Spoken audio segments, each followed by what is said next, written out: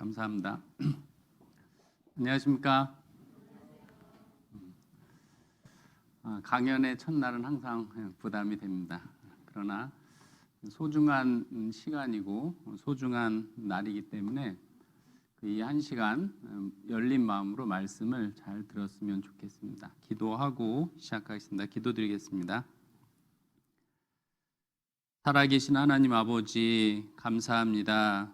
오늘 소중한 시간 허락해 주셔서 하나님의 말씀인 성경을 배울 수 있게 해주신 것 감사합니다.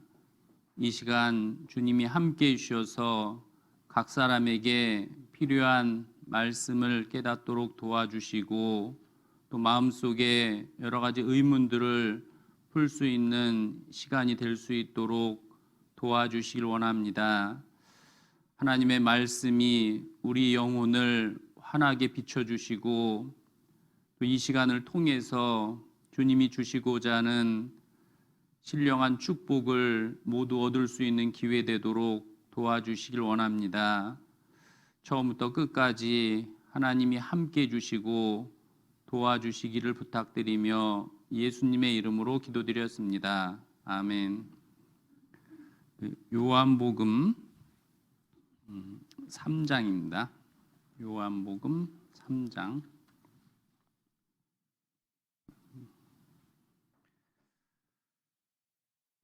요한복음 3장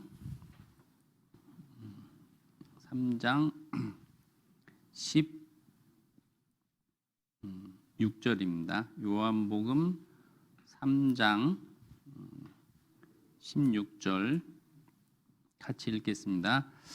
하나님이 세상을 이처럼 사랑하사 독생자를 주셨으니 이는 저를 믿는 자마다 멸망치 않고 영생을 얻게 하려 하심이니라. 제가 어제 아침에요 교회 오기 위해서 즐거운 마음으로 이렇게 걸어왔습니다. 그래서 이제 날씨도 좋고 이제 거의 다 와서 돌아갔습니다. 집으로. 왜 돌아갔을까요? 키를 안 가져왔습니다. 키를. 그래서 이제 그 키 가지러 다시 가서 이제 왔는데 그 인생도 그 하나님의 나라에 들어가기 위해서 반드시 필요한 것이 있는데 그것이 거듭나는 문제입니다. 그 요한복음 3장 3절에 보면 예수께서 대답하여 가라사대 진실로 진실로 내게 이르노니 사람이 거듭나지 아니하면 하나님 나라를 볼 수 없느니라. 그래서 우리가 이 땅에 하나님이 나를 창조하신 목적은 그 영원한 천국에서 그 영원한 기쁨과 즐거움을 누릴 수 있는 누리기 위해서 이제 창조하셨는데 그 천국에 들어가는 유일한 열쇠는 거듭나야 된다. 처음에 읽은 요한복음 3장 16절은 그 아마 교회 다니는 분은 다 이렇게 아는 구절이라고 봅니다. 그러나 요한복음 3장 3절은 잘 모르는 분들이 너무나 많은 것 같아요. 그래서 성경에서 가장 중요한 문제라고 할 수 있는 부분이 거듭나는 문제라고 할 수 있죠. 왜냐하면 천국 들어가는 그 열쇠와 같기 때문에 그래요. 교회를 다녀도 거듭나는 게 무엇인지 모르고 그냥 종교생활 하던 사람은 주님 앞에 가면 쫓겨날 수밖에 없는 거예요. 그래서 마태복음 7장에도 그 주님 앞에 열심히 했던 그런 사람들도 선지자, 귀신을 쫓아내고 많은 권능을 행했지만 주님 앞에서 쫓겨난 그 내용이 나오거든요. 그 이유는 거듭나는 문제를 심각하게 생각하지 않고 거듭난 경험이 없기 때문에 그렇습니다. 그래서 이제 그 인생 가운데 이 성경을 배울 수 있는 기회가 주어진 것은 너무나 큰 정말 그 축복이고 아마 이렇게 좋은 기회라고 여겨집니다. 그래서 오늘 그 마음문 열고 말씀을 잘 들으면 하나님이 정말 계시고 성경이 사실이구나 그걸 알 수 있도록 되어 있거든요. 왜냐하면 그 성경에는 하나님께서 그 하나님을 믿을 만한 확실한 많은 증거를 주셨다 그랬어요. 그래서 이제 이 성경에서 그 어느 한 부분만 이렇게 믿어줘도요, 나머지가 다 풀리는 경우가 있기 때문에 오늘 이 하루도 시작하는 첫날이지만 열린 마음으로 듣는다면 분명히 유익한 시간이 되리라고 이렇게 봅니다. 이 성경을 배우는 목적 중에 하나는 그 인생 가운데 아주 근본적인 아주 심각한 그 문제가 있는데 그 문제를 풀기 위해서 그런 겁니다. 그 사람은 그 시편 90편에 보면요, 제가 이제 말씀을 찾아보겠습니다. 우리의 연수가 70이요 강건하면 80이라도 그 연수의 자랑은 수고와 슬픔뿐이요 신속히 가니 우리가 날아가나이다. 사람의 연수는 70에서 80 정도 사는데 그 연수의 자랑도 결국 뭐냐? 수고와 슬픔뿐이요. 그 좋았던 때는 다 잠깐인 거예요. 그리고 아무리 좋은 인생도 끝이 안 좋잖아요. 끝이요. 왜냐하면 이제 늙고 병들고 죽으면 끝이 안 좋으면 다 안 좋은 거거든요. 근데 이제 이 성경을 주신 목적은 끝을 좋게 하기 위해서 주셨다고 돼 있어요.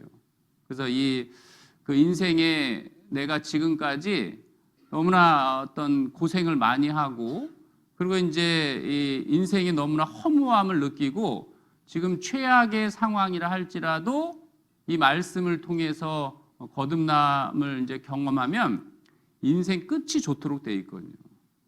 그래서 이 수고와 슬픔뿐이요 그것도 아주 신속히 가니 우리가 날아가나이다.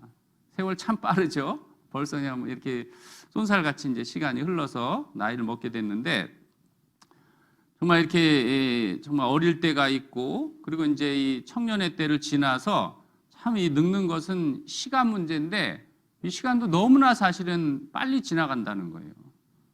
이럴 때가 있었죠. 이 사진 보면 열받죠. 나는 왜 저렇게 이쁘게 안 태어났나? 근데 결국 이제 시간 지나면 전부 다 똑같아지는 거예요, 실제적으로. 이때는 정말 이것이 전부인 줄 알잖아요. 근데 나이가 들면 너무 허무한 거예요, 허무한 거예요. 그래서 일평생을 어두운 데서 먹으며 번뇌와 병과 분노가 저에게 있느니라. 일평생 남도 모르는 그 어두운 가운데 인생을 살아요. 나만의 어떤 아픈 거, 숨기고 싶은 것들, 그런 것들을 이제 이 어두운 가운데 살다가 그 이 인생이 번뇌, 참 고민도 많이 하잖아요. 밤에도 쉬지 못하고, 그리고 이제 병과 병치레로 싸우는 거예요. 인생이 사실 7, 80이지만요. 그 20여 년은 병치레 하다가 이제 죽는 거예요. 그리고 이제 분노가 죽을 때 얼마나 억울해요. 내가 정말 악착같이 살았는데, 야, 이 죽음을 앞에 서면요. 너무나 화가 치미는 거예요. 왜 인생이 너무나 허무하고 억울해서 그런 거예요. 좋은 시절이 있었죠. 근데 금방 는 거예요, 금방요. 소하고 이렇게 어르신이 있는데 누가 더 고생을 많이 했을 것 같아요? 참 인생뿐이면 사람처럼 불쌍한 것이 없다고 봅니다. 인생뿐이면. 근데 이제 사람은 존귀하다고 하는데 왜 존귀하다고 하느냐? 그것도 한번 생각해 볼 필요가 있고요. 억척스레 살아왔건만 지금의 내 모습은 참 사람은 나름대로 하고 싶은 것들, 이루고 싶은 것들을 위해서 정말 밤잠 안 자고 노력했지만 시간이 지나면요 참 그 만족이라는 게 없이 너무나 허무하다는 거예요. 결국 늙고 병들고 죽는 이것이 참 인생이기 때문에 그 인생 가운데 무엇이 필요하냐? 사실 하나님의 사랑이 필요한 겁니다. 하나님의 사랑. 그 하나님의 사랑은 죽음을 이길 수 있다고 이렇게 돼 있거든요. 그래서 주의 인자가 생명보다 나음으로, 이 주의 인자가 생명보다 낫다. 사실 생명보다 소중한 건 없는데 그 생명보다 훨씬 더 나은 게 있어요. 그게 뭐냐면 하나님의 사랑은 이 허무한 인생도 정말 영원한 천국에 들어갈 수 있도록 인도해 주시기 때문에 우리에게 필요한 것은 하나님의 사랑이다. 그래서 반드시 성경을 통해서 하나님의 존재와 하나님이 나를 얼마나 사랑하는지 그 사랑을 반드시 깨달아야 돼요. 반드시. 그러면 그 인생 끝에도 소망이라는 것이 이제 생기도록 되어 있습니다. 그래서 이제 죽음에 눈 떠야 삶의 가치가 산다. 어떻게 보면 이제 죽음이라는 것은 인생에서 가장 중대하고 심각한 문제라는 거예요. 죽음은 너무나 잔인하잖아요. 그 단란한 가정도 다 깨버리는 게 죽음이고, 내가 이룬 모든 업적도 다 빼앗기는 것이 죽음이니까, 사실 이제 경제적인 문제라든가 건강의 문제도 심각하지만 죽음의 문제의 어떤 영향력, 파급력은 상상할 수 없죠. 근데 사람은 경제적인 문제가 부딪히면 해결하려고 노력을 하거든요. 건강의 문제를 해결하기 위해서 건강관리도 잘하고 치료하려고 노력을 하는데, 근데 정작 사람은 죽음의 문제에 대해서는 생각을 하지 않고 사는 거예요. 그러니까 가끔가다 이제 이 죽음의 어떤 통보를 받을 때에 충격을 받잖아요. 충격을. 그래서 우리는 이 죽음의 문제를 해결하기 위해서는 어떻게 보면 죽음의 문제를 심각하게 고민해보고 알아보고 답을 찾을 필요가 있습니다. 그럼 이제 죽음의 문제를 해결하는 것이 이제 불가능하다고 생각을 하기 때문에 다 포기를 하는 건데, 근데 이제 성경 말씀을 통해서는 죽음을 피할 수는 없지만 그 문제를 분명히 해결할 수 있는 거예요. 해결할 수 있는 거예요. 이 말씀을 끝까지 들어보면, 아, 그래서 그렇구나. 정말 이 죽음보다 생명보다 더 귀한 것이 있는데 주님의 사랑을 이제 깨닫는 거라고 볼 수 있습니다. 이제 이거 한번 보면요. 자, 이 어떻게 보면 1년 전만 하더라도 너무나 행복한 가정이었을 거 아니에요. 정말 이 사랑하는 남편과 그리고 자녀를 키우는 그 재미 있잖아요, 재미. 근데 죽음이라는 건요, 그 모든 좋은 것을 가장 고통스럽게 만들거든요. 그래서 한번 이 모습을 보면서 이게 다른 사람의 얘기가 아니라 한 번 죽는 것은 사람에게 정하신 것이요, 그 후에는 뭐가 있어요? 심판이 있으리니. 그러니까 사람은 다 죽는다는 거예요. 다 죽는다는 거예요. 인생의 모양은 다양하지만 지금 80억 명의 그 사람들이 살고 있지만 모든 어떤 개인적인 사정과 형편과 이 모든 것은 다르지만 전부 죽음이라는 것은 피할 수 없다는 거예요. 그래서 이것을 미리 한번 생각해 보고 성경에서 그 문제를 풀기 위해서 성경 강연회가 이제 필요한 겁니다. 보겠습니다. 죽음이 무엇인지 알려고 하는 것 자체가 어리석은 일일지도 모른다. 하지만 이왕 피할 수 없는 죽음, 두려움에 떨거나 절망하지 말고 미리 준비하며 맞이하면 어떨까? 죽음 앞에서 인간은 모든 것은 의미를 잃어버립니다. 자기 존재가 없어지는데, 자기가 아무리 돈이 많은들 10원 한 장을 가져갑니까? 땅이 아무리 많은들 땅 한 평을 가져가요. 아무것도 못 가져갑니다. 여기서는 어떤 것도 의미를 잃어버려요. 이런 엄청난 거를 예습을 하지 않고 생각을 안 하고 산다는 거는, 이거는 삶에 대한 유기, 직무유기예요.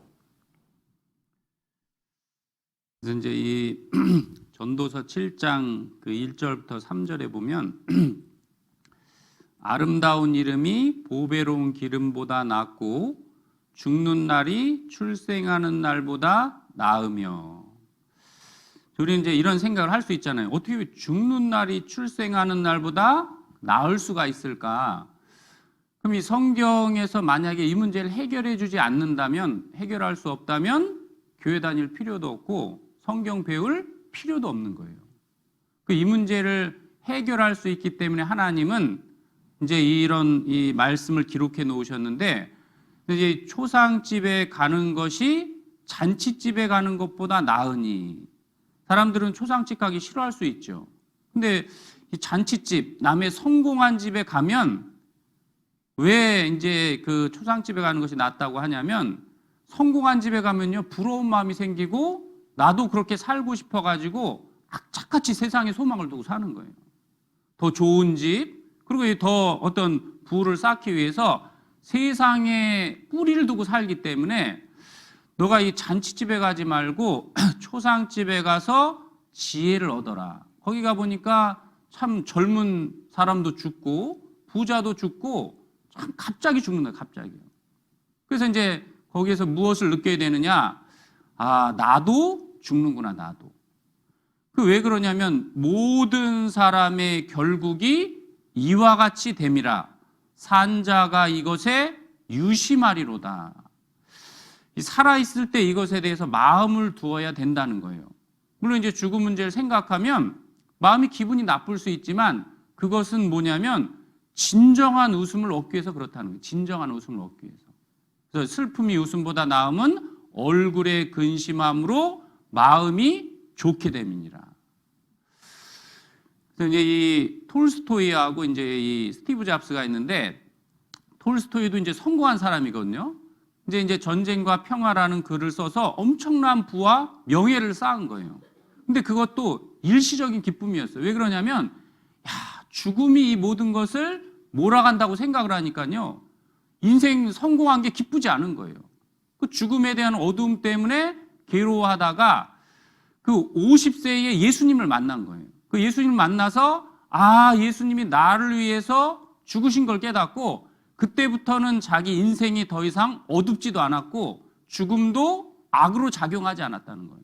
오히려 그 나를 사랑하신 하나님을 만난다는 소망이 생겨서 50 이전에는 너무 허무주의를 살았지만 예수님을 발견하고는 인생이 너무나 행복했다는 거예요. 그래서 이제 죽음이 인생의 모든 것을 무의미하게 만들어 버린다는 생각으로 고뇌하였으나 어디에서도 답을 얻지 못했습니다.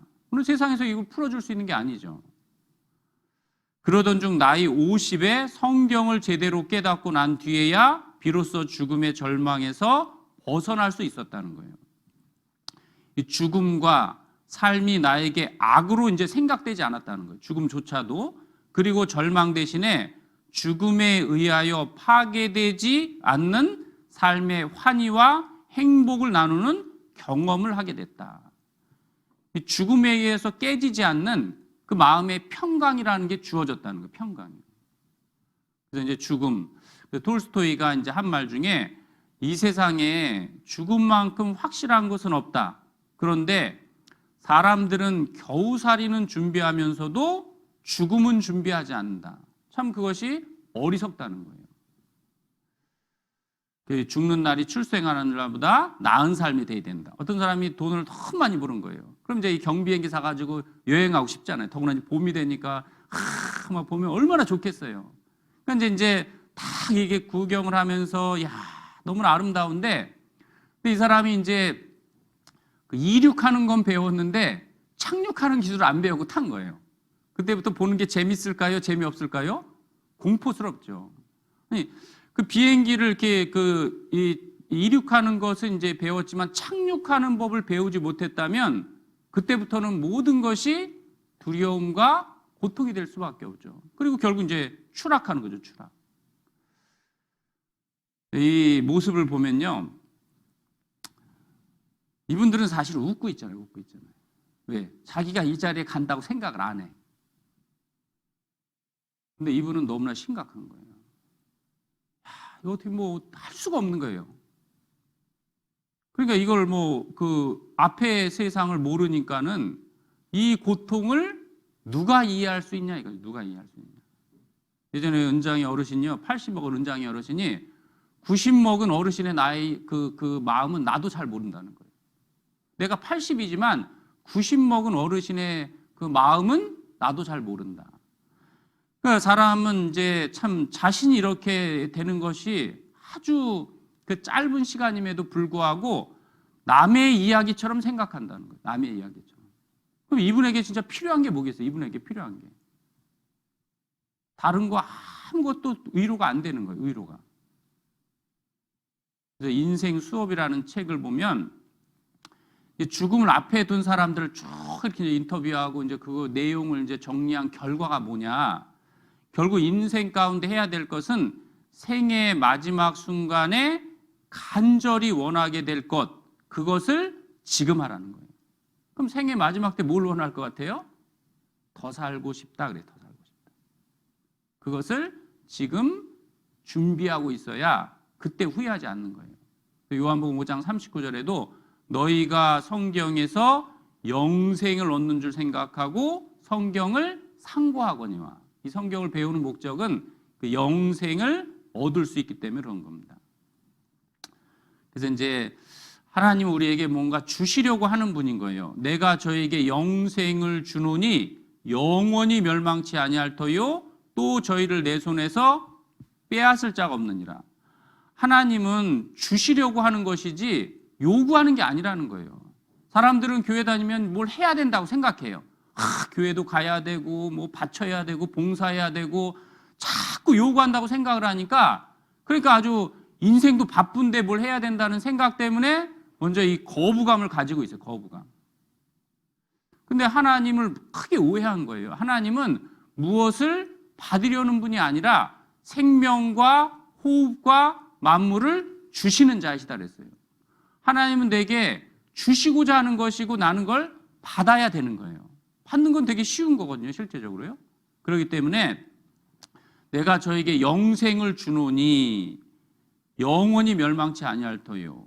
우리는 그 인생 가운데 반드시 하나님이 주시는 그 영생을 얻고 주님 앞에 가야 되는 겁니다. 이 세상에서는 그렇게 오래 살려고 노력을 하잖아요. 바삐 살다 보니 104년, 더 오래 살게요. 104년인데도요, 더 오래 살고 싶다는 거예요.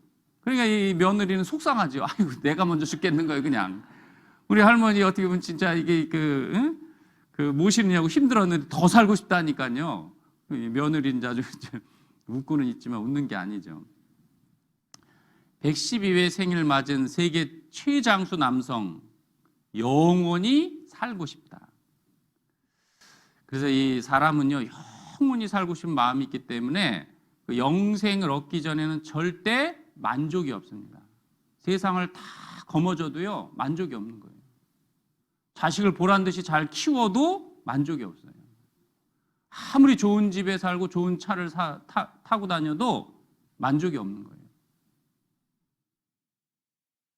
동네 어르신들이 무슨 생각하고 있을 것 같아요? 이분이 먼저 세계에서, 이 동네에서 제일 부자예요. 자식 잘 키웠어요. 제일 좋은 집에 살아. 제일 많이 배웠어요. 그래도, 야, 내가 너처럼 되면 거지라도 좋겠다 생각 들지 않겠어요? 내가 네 나이로 간다면 거지가 돼도 좋겠다. 왜냐하면 이게 너무나 부러운 거예요, 사실은요. 이 아이는 얼마나 당당해요. 죽음은 두렵고 삶의 의욕은 없고 마음이 폐허하다. 그래서 이 천국은요, 하나님이 주시고자 하는 곳이 이곳인데 모든 눈물을 그 눈에서 씻기심에, 이 세상에 참 눈물 많이 흘리잖아요. 억울한 일도 많고, 그리고 이제 이 죽음이라는 것이 없는 천국인데 다시 사망이 없고 애통하는 것이나 곡하는 것이나 아픈 것이 다시 있지 아니하니 처음 것들이 다 지나갔음이로라. 하나님은 이걸 주시고 싶어 하는 거예요. 그래서 하나님은 사랑이시다. 하나님은 우리에게 은혜를 주시고 싶어 하시고 하나님은 우리에게 좋은 것을 주시고 싶어 하시는 분인 거예요. 그래서 하나님을 많은 사람들이 오해를 많이 해요. 오해. 그러니까 하나님 그러면요, 하나님에 대한 거부감을 갖고 그 하나님에 대해서 많이 오해를 하는데 사실은 그것은 진짜 오해인 거예요. 오해예요. 그 하나님 우리에게 모든 것을 주시고 싶어 하는 거예요. 그래서 우리에게 진정한 행복을 주고 싶어 하고 영생을 주시길 원하시고 은혜 베풀기를 원하신다고 되어 있고 내가 정말 잘 되기를 가장 원하시는 분이 사실은 하나님이시거든요. 하나님처럼 나를 귀히 여기는 분도 없는 거예요, 실제적으로요. 그래서 이제 그 너의 창조자를 기억하라, 그 전도서 12장 1절 말씀에 있는데 그 하나님은 나를 창조했다는 건 뭐냐면 너를 그렇게 귀하게 여긴다. 그 작품을 아주 귀하게 여기듯이요, 그 사람을 실제적으로 사랑하는 것이 사실임에도 불구하고 많은 사람들은 하나님을 오해해요. 왜 그러느냐? 너희가 성경도 하나님의 능력도 알지 못함으로 오해함이 아니냐 그랬어요. 그리고 잘못된 종교가들 때문에 하나님을 많이 오해하는 거예요. 야, 교회 보니까, 목사 보니까, 그러니까 이제 하나님에 대해서 아주 악담을 하고 아주 반감을 가지고 있는데 실제적으로 하나님이 나에게 잘못한 건 없거든요. 그리고 이 성경을 모르기 때문에 하나님을 오해하는 거예요. 오해하는 거예요. 오해를 하면요, 큰 죄를 저지를 수도 있는 거예요. 예전에 이제 어떤 그 감옥에 갔다 온 사람이 근데 옆에 할머니가 그렇게 잘해주니까 되게 이제 고맙게 생각하고 서로 이제 이렇게 그 잘해드리고 했는데 어떤 소문을 들었는데 저 할머니가 신고해서 감옥에 들어갔다는 거예요. 할머니가 신고해서. 그래서 그 할머니를요, 홧김에 죽여버린 거예요. 근데 나중에 알고 보니까 할머니가 신고한 것도 아닌데 헛소문에 그 할머니가 그렇게 나에게 따뜻하게 대해주고 항상 좋게 해줬는데 오해 때문에 살인한 거, 오해 때문에. 그 오해라는 게 참 무서운 거거든요, 실제적으로요.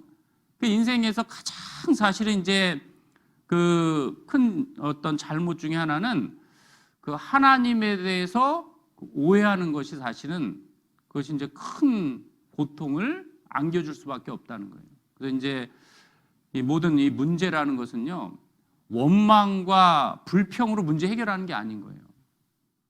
그 인생을 원망하고 불평한다고 인생이 해결되는 게 아니거든요, 실제적으로요. 그러니까 우리는 그 하나님의 말씀을 통해서 해결할 수 있기 때문에 그 요한복음 8장 32절에도 진리를 알지니 진리가 너희를 자유케 하리라. 그 진리, 하나님의 말씀인 이 진리를 통해서 인생의 문제가 풀리는 것이지 내가 불평하고 원망하고 막 그 낙담 좌절한다고 해서 그 문제를 풀 수 있는 건 아닌 거예요.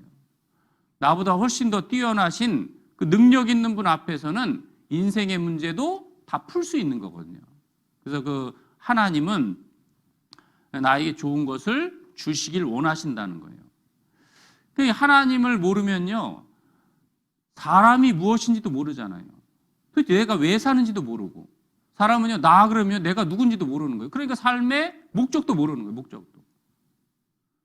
그 왜 사는지 모르니까요, 인생이 무엇이간데 저를 생각하시나이까 사람은 헛것 같고 그의 날은 지나가는 그림자 같으니이다. 내가 누구인지 인생을 왜 사는지 모르면요, 진짜 말 그대로 그 헛된 인생을 보내는 거예요. 헛된 인생. 반드시 사람은 내가 누군지 그리고 이제 인생을 목적이 무엇인지를 아는 것이 필요한데 그걸 알기 위해서는 하나님을 먼저 알아야 되는 거예요. 나를 만드신 하나님을 알아야 인생의 목적을 풀 수 있다는 겁니다. 저는 이 영상 볼 때마다요, 이분한테 전도하고 싶더라고요. 전도요. 한번 이분이 무슨 얘기했는지 한번 보겠습니다.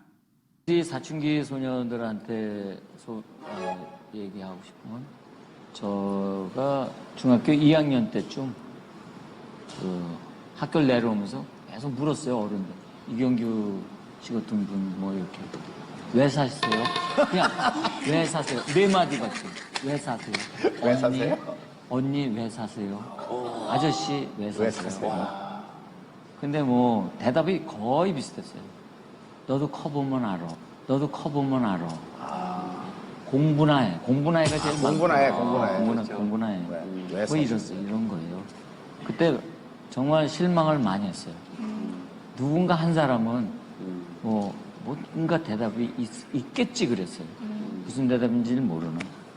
오히려. 그래서 어떤 소설가가 얘기했던 것 같은데 그 모든 문 지금 그래서 이제 이분도 이제 어렸을 때 그걸 궁금해서 물어봤는데 답을 모르니까 커보면 알아, 커보면. 근데 커보니까 아시겠어요?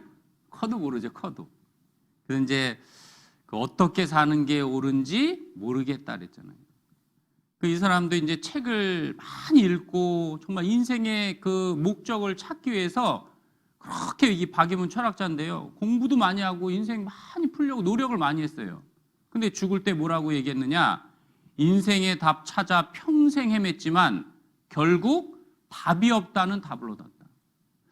내 스스로는 이 답을 못 찾겠다는 거예요. 왜냐하면 하나님을 빼놓고 생각하니까요, 답을 찾을 수가 없는 거죠. 그래서 하나님은 인생의 문제를 풀게 하기 위해서 내려주신 것이 성경이에요, 성경. 인생의 문제를 풀기 위해서 나에게 주신 것이 이 성경이기 때문에 그래 이 성경을 배우는 건 너무나 중요한데 성경을 배워야 속지 않는 거예요. 왜 많은 사람들이 교회 다니면서도 속냐면요, 엉뚱한 곳에 속고 엉뚱한 열심을 행하고 그 영생도 얻지 못하고 왜 평생 교회를 다니느냐? 성경을 몰라서 그래요. 교회 열심히 다니는 사람들이 성경을 너무 모르잖아요, 성경을. 그러니까 속을 수밖에 없는 거예요. 맹신자가 되든가 광신자가 되든가 정말 엉뚱한 곳에 무조건적으로 열심히 행하는데 그 성경을 모르기 때문에 사실은 인생의 답을 풀지 못하는 거예요. 성경을 배워야만이 그 하나님에 대한 오해를 풀고 인생의 문제를 풀 수 있다는 겁니다. 그리고 이제 성경을 배우는 가장 큰 목적 중에 하나가 이 성경을 다른 말로 말하면 사랑의 편지라 그래요. 사랑의 편지. 그 사랑의 편지이기 때문에 그 성경은 어떻게 보면 나에게 주신 책인 거예요, 사람들. 이게 기독교를 믿는 기독교인에게만 준 책이 아니라 이 성경은 모든 사람에게 주신 거예요, 모든 사람. 근데 그 성경과 나를 연결시키지 못하기 때문에 기쁨이라는 걸 모르는 거예요, 기쁨이라는 걸 모르는 거예요. 이것이 나와 연결이 되면 그때 야, 정말 진짜 행복하고요. 그 삶 자체가 너무나 이제 감사로 넘칠 수밖에 없는 거예요. 먼저 사랑을 받아야 그 사랑에 감사하는 마음으로 살아가는 것이 신앙생활인 거예요. 신앙생활. 종교생활은요 주님이 받지도 않아요. 왜냐하면 그것은요 억지로 하는 거, 억지로. 억지로 하는 걸 누가 받겠냐 이거죠. 하나님의 먼저 사랑을 받아야 그 사랑의 은혜에 감사하고 기쁨으로 살아가는 것, 이것이 그 신앙생활이기 때문에 먼저는 주님의 사랑을 깨닫는 것이 필요한 거예요. 아무리 무신론자라 할지라도요, 아무리 죄 가운데 그 살아가던 사람이라 할지라도 주님의 사랑을 깨달으면요 주님을 나도 사랑하도록 돼 있는 거예요. 자신과 연결을 못 시키기 때문에 교회를 다녀도 기쁨과 만족을 모르고 사는 거예요, 실제적으로. 미국에서는요 1조 6천억 복권이 당첨됐다 그러더라고요. 1조 6천억. 엄청나죠? 1조 6천억이면. 그 1조 6천억짜리 만약에 당첨이 됐는데 그것이 자기가 당첨됐는데 아유 저게 설마 나겠어 그러면서 그걸 확인하지 않는다면 야 부러워할 수밖에 없는 거예요. 저 사람 누굴까? 근데 그것이 자기가 당첨된 것에도 불구하고 자기랑 연결을 시키지 않으면 그것이 기쁨이 될 수가 없죠. 근데 그걸 자기 것으로 확인할 때 어떻게 되겠어요? 졸도할 거예요, 졸도할 거예요. 나에게도 이런 행운이 왔나 싶어가지고. 마찬가지로요, 로또 당첨되는 것보다 훨씬 더 큰 그 기쁨을 주는 것은 그 하나님이 나를 사랑하셨다는 것을 깨닫는 것이 필요한 거예요. 사랑하셨다는 것. 그래서 이 하나님은 나에게 인생 문제를 풀게 하기 위해서 성경을 내려주셨다. 종교 생활이라는 것은 내가 뭔가 열심히 해가지고 공로를 쌓고 뭔가 기도하고 회개해서 하나님께 나아가려는 노력, 이것으로는 주님 앞에 갈 수도 없고 답을 찾을 수도 없는 거예요. 하나님은 나에게 뭐냐면 인생 문제를 풀게 하기 위해서 내려주신 것이 성경이기 때문에 그래서 사람은 반드시 성경을 배울 필요가 있는 겁니다. 그래서 이제 요 금요일까지 하는 것을 성경 강연회다 그렇게 얘기하는 거예요. 성경 강연회. 성경에 있는 내용을 그대로 전해주는 그 역할을 한다고 이렇게 볼 수 있습니다. 그리고 천국 갈 수 있는 이제 길을 인도해 줄 수 있다는 겁니다. 지금 읽은 그 말씀 3장 16절에 보면요. 요한복음 3장 16절 보면 하나님이 세상을 이처럼 사랑하사, 그 하나님이 세상이라는 건 세상에 있는 모든 사람을 얘기하는 거예요. 다른 말로 말하면 하나님이 나를 사랑하사 그렇게 보면 돼요. 하나님이 나를 사랑하사. 한번 이렇게 교회 안 다니는 분들은 뭐 절에 다닐 수도 있고 뭐 무신론자일 수도 있고 뭐 유교를 믿을 수도 있죠. 그럼 이제 이게 다른 말로 말하면 석가가 나를 사랑할까? 그 생각 해보셨어요? 부처님이 나 사랑하나? 아니면 이제 그 공자님이 나를 진짜 사랑할까, 개인적으로? 아니면 저 알라신이 나를 이렇게 사랑하나? 아니 진화론이 나를 사랑하나? 이렇게 생각할 수 있잖아요. 근데 사실은 이제 막연히 종교심에 의해서 믿는 것이지 그 대상을 전혀 모르는 거예요. 무슨 축복을 받기 위해서 내가 이 절에 다니든 이 종교 생활 하는지도 잘 모르고 그냥 사람은 본능적인 종교심이 있어요. 종교심. 뭐 태양을 섬기든가 나무를 섬기든가 뭐 용왕신을 섬기든가 막연히 뭐냐면 대상도 모르는 상태에서 그냥 섬기는 것을 종교심이라고 해요. 종교심이요. 근데 이제 이 종교심의 그 대상은 뭐냐면 이 신을 찾는 마음을 종교심이라고 하는데 그 찾는 대상이 누구냐면 나를 만드신 창조주를 만나야 그때 이제 만족이라는 게 있는 거예요. 만족이라는 거죠. 그래서 이 하나님이 나를 이처럼 사랑하사, 이처럼 사랑했다는 것은 그 독생자를 주셨다는 거예요. 예수님을 이 땅에 보내주셔서 그 예수님은 하나님이 나에게 주신 사랑의 선물이거든요. 선물. 이제 우리가 이제 인사를 할 때 사랑합니다 이런 얘기 많이 하잖아요. 사랑합니다, 사랑합니다 하는데 사랑을 이렇게 정의한다면 뭐라고 이렇게 내릴 수 있을 것 같아요? 사랑의 정의. 사랑이라는 말을 많이 쓰는데 막상 사랑에 대해서 잘 모를 수도 있잖아요. 사랑이라는 것은 그 상대가 필요한 것을 채워주는 거라고 할 수 있는 거예요. 상대가 필요한 것을 채워주는 거다. 그 원하는 것을 주는 게 아니라 필요한 것을 채워주는 거예요. 우리는 자식을 사랑하죠. 근데 자식을 사랑하는데 왜곡된 사랑을 할 수도 있는 거예요. 왜냐하면 어떤 경우는 자식 사랑한다고 해서 자식이 원하는 대로 오냐 하면서 다 해줘요. 그럼 자식 망칠 수도 있는 거예요. 그건 진정한 사랑이 아닐 수도 있죠.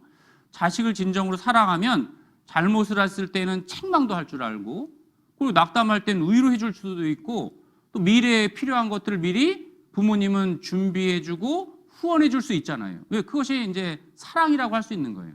그러니까 자식이 원하는 대로 행하는 것이 사랑이 아니라 자식에게 필요한 것을 준비해 주고 공급해 주는 게 사랑인 거예요. 마찬가지로 하나님은 내가 원하는 걸 주는 것이 아닌 거예요. 사람이 기껏 원해봤자 뭐 원하겠어요? 돈. 하나님, 돈 주세요. 돈 주세요.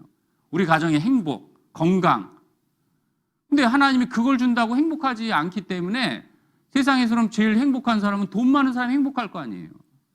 어떤 명예와 권력을 가진 사람이 행복할 수도 있고, 또 어떤 뭐 건강한 어떤 외모를 가진 사람이 행복할 수도 있겠지만 진정한 행복은 거기서 찾을 수도 없잖아요. 그러니까 하나님은 내게 원하는 것을 주는 것이 아니라 필요한 것을 주는 거예요. 필요한 것. 그게 뭐냐면 예수님을 예수님. 예수님은 그 내가 죽으면 심판받고 지옥 갈 수밖에 없기 때문에 그 죄 문제를 해결해 주시기 위해서 이 땅에 나를 위해서 대신 죽어주심으로 말미암아 죽음을 건너서 심판을 피하고 천국 갈 수 있도록 인생에게 필요한 것은 죄사함이 필요한 거예요. 죄사함. 죄짐 벗는 것이 필요하니까 그 죄를 해결하기 위해서 보내주신 분이 예수님이라는 거예요. 그래서 하나님이 세상을 이처럼 사랑하사 독생자를 주셨으니 이는 저를 믿는 자마다 누구든지요. 그 예수님의 그를 믿는 자마다 멸망치 않고 영생을 얻게 하려 함이라. 죽음을 건너가면요, 멸망하는 사람도 있고 영생으로 가는 사람도 있는 거예요. 그 주님의 사랑을 깨닫는 사람은 멸망치 않고 영생을 얻을 수 있다. 그래서 하나님의 소원은 뭐냐? 하나님의 사랑을 받아주길 원하는 거예요. 근데 사람들은 그 사랑을 멸시하고 받아들이지 않기 때문에 망하는 거예요, 실제적으로. 근데 주님의 사랑을 깨달으면요, 주님의 사랑보다 달콤한 건 없는 거예요. 인생 자체가 완전히 역전되는 거예요. 세상이 줄 수 없는 그 기쁨을 주기 때문에 내면의 기쁨이 들어오니까 인생이 달라지고 변화되도록 되어 있는 거예요. 사람은 하나님의 사랑을 경험해 보지 못했기 때문에 그래서 이제 교회 다녀봤자 좋은 것을 별로 못 느끼고 그냥 교회도 하나의 종교 생활로 여길 수밖에 없는 거예요. 그 사람 반드시 그 예수님의 그 사랑을 개인적으로 깨닫는 것이 이제 필요한 겁니다. 그 왜 인생이 이제 여태껏 만족이 없었냐면 그 사랑이 필요한 거거든요, 사람에겐요. 지금은 이제 이 마지막 시대는 왜 고통스럽고 잔인하고 추하냐면 사랑이 식어진다 그래요, 사랑이 식어진 시대니까 가정에서도 사랑이 식으면요, 얼마나 고통스럽겠어요. 아무리 사랑하는 남편과 이렇게 사랑해서 결혼했지만 거의 미움과 원수로 바뀌어버리면요, 같이 있는 것 자체가 고통이 되는 거예요. 디모데후서 3장 1절에도 말세에 고통하는 때가 이르리니 사람들이 자기를 사랑하며, 아주 이기적인 그 사랑으로 변질되어 있고, 돈을 사랑하며, 돈이 모든 걸 해결해 준다고 생각하니까요, 온통 돈. 그러니까 돈을 위해서 사람을 쉽게 죽이고 돈을 위해서 아주 그냥 무슨 짓이든 다 하는 거예요. 무슨 짓. 돈을 위해서 부모도 죽이고 돈을 사랑하는 거예요. 그리고 쾌락 사랑하기를 하나님 사랑하는 것보다 더하며 그랬어요. 완전히 쾌락에 빠져있죠. 우리 이제 이 세상을 바라보면요, 그 왜곡된 사랑 때문에 얼마나 잔인한 죄들이 많아요. 살인도 많고, 그 다음에 정말 이게 아주 퇴폐적인 생활도 많이 보고, 그 세상이 악하고 추해졌잖아요. 왜 그러느냐? 사랑이 없는 시대에 사랑이 없는 시대. 그렇기 때문에 우리는 그 하나님의 사랑이 필요하다. 그 여기 보면요, 참 인생에 이렇게 이제 고생하잖아요. 고생이요. 근데 무거운 짐을 지고 살아가는데, 근데 종교도 되게 무거운 짐인 게 종교 생활처럼 무거운 짐이 없잖아요. 그러니까 이제 무거운 짐을 묶어 사람의 어깨에 지우되 자기는 이것을 한 손가락으로도 움직이려 하지 아니하며. 이분이 평강 있어 보이는 게 아니잖아요. 마음이 고통스러워 그냥. 그러니까 이제 또 죽기를 무서함으로 일생에 매여 종노릇하는 모든 자들을 놓아주려 하심이라. 그 죄라는 것이 또 가장 무거운 짐인데 이 죄짐을 벗는 것은 그 예수님의 십자가 보혈 앞에서 죄짐을 벗을 수 있는 거예요. 그래서 이 배너의 작품을 쓴 그 윌리스라는 사람이 있는데 그 윌리스라는 사람은 원래요 기독교에 대해 반감을 가지고 있었던 거예요. 그 자기 친구가 하도 이 종교에 매여 있으니까 저 친구를 좀 그 굴레에서 벗겨주고 싶어가지고 그러면 어떻게 하면 되느냐? 그들이 믿는 성경의 거짓됨을 밝혀내자. 그래서 이 사람이 성경을 연구하기 시작한 거예요. 왜? 성경의 거짓을 드러내기 위해서 쭉 공부하다가 성경이 믿어지고 하나님 계신 게 믿어지고 무엇을 깨달았냐? 예수님이 날 위해서 죽으셨구나. 그걸 딱 깨달은 거예요. 그래서 그 작품에 뭘 남긴 거냐면 예수님이 날 위해서 죽으신 그 사랑을 작품으로 만든 것이 그 배너예요. 왜 그러냐면 이 사람은 무신론자였거든요. 그 하나님을 대적하게 성경을 배웠는데 근데 그 하나님은 나를 사랑했다는 것이 자신과 연결이 되다 보니까 큰 감동을 받은 거예요. 그래서 이제 자기 신앙 고백을 그 배너라는 작품에 담았는데 그 작품 끝에 이제 내용이 뭐냐면요. 그 십자가 예수님의 보혈을 흘리실 때에 문둥병 그 여인들이 있었어요. 문둥병은 아주 추하게 된 그 아주 이제 그 병인데 그 아주 추한 모습에 그리고 문둥병이 걸렸을 때는 격리를 시키는 거예요. 그 사람들이 보혈 앞에서 깨끗하게 이렇게 그 씻기는 그 병이 치유되는 그 장면을 딱 묘사하고 있거든요. 그게 뭐냐면 자기의 추한 죄를 예수님의 보혈로 정결케 한 것을 그 작품에 담은 거예요, 실제적으로. 그래서 그거 한번 그 영상을 한번 보겠습니다.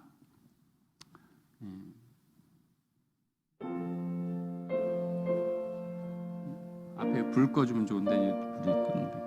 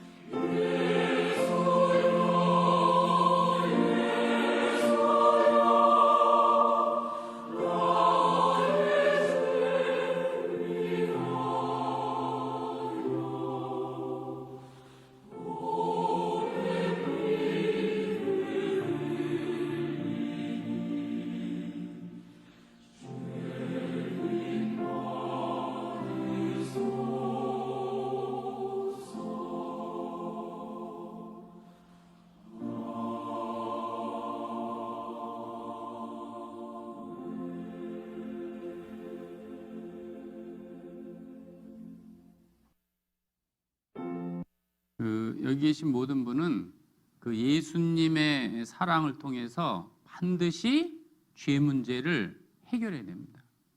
그래서 이제 비록 루 웰리스도 무신론자였고 하나님에 대한 반감을 가지고 있었지만 그 주인공이 나라는 걸 깨닫고 주님의 사랑이 개인과 연결이 됐을 때 정말 이제 이제 인생이 변했죠. 여기 이제 존 뉴턴이라는 사람인데 존 뉴턴은요 아주 악했어요. 진짜 죄를 너무나 많이 져가지고 특별히 이제 이렇게 노예들을 파는 지금으로 말하면 인신매매범. 그 인신매매범을 그 어떤 그런 가운데에서 근데 이제 죽음에 대한 어떤 위기를 많이 겪으면서요 죽음에 대한 두려움이 컸거든요. 그러다가 이제 이 성경을 통해서 그 예수님의 사랑을 깨달았는데요. 그 사랑이 남보다 훨씬 더 컸던 거예요. 왜냐하면 자기 같은 죄인도 주님이 사랑했다는 것을 깨닫고 나서는 찬송 이제 찬송을 이제 쓰고 그리고 이제 그 후로부터는 삶이 어떻게 변했냐면 그 영혼이 얼마나 귀한지 알았기 때문에요. 그 노예들에게 평생 복음을 전하고 설교를 했거든요. 근데 이제 설교의 은사는 좀 없었다고 하더라고요. 그래서 주변 사람들이 자꾸 이게 좀 거시기하다. 그러니까 이제 설교의 은사였으니까 그거 하지 말고 딴 거 하라는 식으로 했는데 이 사람이 뭐라고 얘기했냐면요. 물론 내가 이 설교에 대한 은사는 없지만 난 이걸 전해야 되겠다. 왜냐하면 자기 같은 죄인도 주님이 사랑해 주셨기 때문에 이 자기 같은 죄인을 사랑해 주셨다면 모든 사람은 이 사랑을 알아야 된다. 그래서 자기 그 인생이 바뀌게 된 것을 간증식으로 하면서 그렇게 열심히 전했다는 거예요. 그러니까 어떻게 보면 그 인신매매범에서요 그 사람이 얼마나 존귀한지 깨달으니까 그 영혼들을 위해서 열심히 복음을 전하다가 주님 앞에 간 거죠. 그럼 어떻게 보면요 무신론자였고 큰 죄인이었고 하나님과 상관없는 삶을 살았지만 그 사람에게도 뭐냐면 이 사랑의 편지는 전달된 거예요. 그것을 이 존 뉴턴도 받아들였죠. 그래서 이제 이 나 같은 죄인 살리신 이 찬송을 이제 작품을 이제 글을 썼는데 이제 이 가사만 보더라도요. 나 같은 죄인 살리신 주 은혜 놀라와. 자기같이 이렇게 큰 죄인도 살게 해주시고 그건 너무나 큰 은혜였다. 은혜. 잃었던 생명 찾았고 광명을 얻었네. 큰 죄악에서 건지신 주 은혜 고마워. 나 처음 믿은 그 시간 귀하고 귀하다. 참 나 처음 믿은 그 시간이 없었다면 나는 지옥에서 영원히 멸망받을 수밖에 없었는데 나 처음 믿은 그 시간, 거듭난 날, 그날이 너무나도 귀하고 귀하다. 그 후부터는 삶이 완전히 바뀐 거예요, 실제적으로. 그래서 이제 이제껏 내가 산 것도 주님의 은혜라. 또 나를 장차 본향에 인도해 주시리니 거기서 우리 영원히 주님의 은혜로 해처럼 밝게 살면서 주 찬양하리라. 이 세상 유행가의 90% 주제가 뭐냐면 사랑 타령이에요. 사랑 타령. 사랑, 이별, 아픔, 슬픔. 사랑이 갈급한 거예요, 사람은요. 근데 이 찬송가라는 건 뭐냐? 그렇게 원망과 허무하던 인생이 진짜 찬송으로 바뀐 것을 이제 이 곡으로 만든 거예요, 실제적으로. 그러니까 허무한 인생이 뭐냐면 주님의 사랑으로 찬송으로 바뀐 것이 그 찬송가 내용들이 이제 주제를 가지고 있죠. 세상 유행가는 사랑을 타령하지만 이 성경에 있는 찬송가는 사랑을 얻은 사람들의 기쁨을 노래하는 거예요, 실제 기쁨을. 그래서 우리는 이제 하나님 앞에서 반드시 그 죄짐을 벗는 것이 필요한데, 이제 이분도 이제 루게릭에 걸렸어요. 루게릭은 어떻게 보면 좀 잔인한 병이에요. 왜냐하면 몸은 굳어가는데 이 가렵거나 통증이 있어도 긁을 수 없는 거예요. 그러니까 얼마나 잔인해요. 그러니까 50세 정도의 이 루게릭을 알았으니까 인생이 정말 원망스럽다가 병원에서 어떤 분이 성경을 권해줘서 말씀을 듣고 구원받은 거예요. 그리고 이분이 뭐라고 하느냐?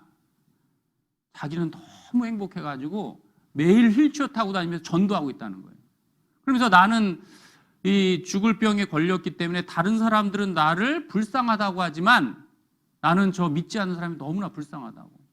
내가 만약에 이 병에 걸리지 않았다면 하나님 모르고 죽었을 텐데 내가 이 병에 걸려서 하나님의 사랑을 깨닫게 해주신 것도 너무나 감사하고 그래서 자기는 매일 이 복음을 사람들에게 전하고 있다는 거예요.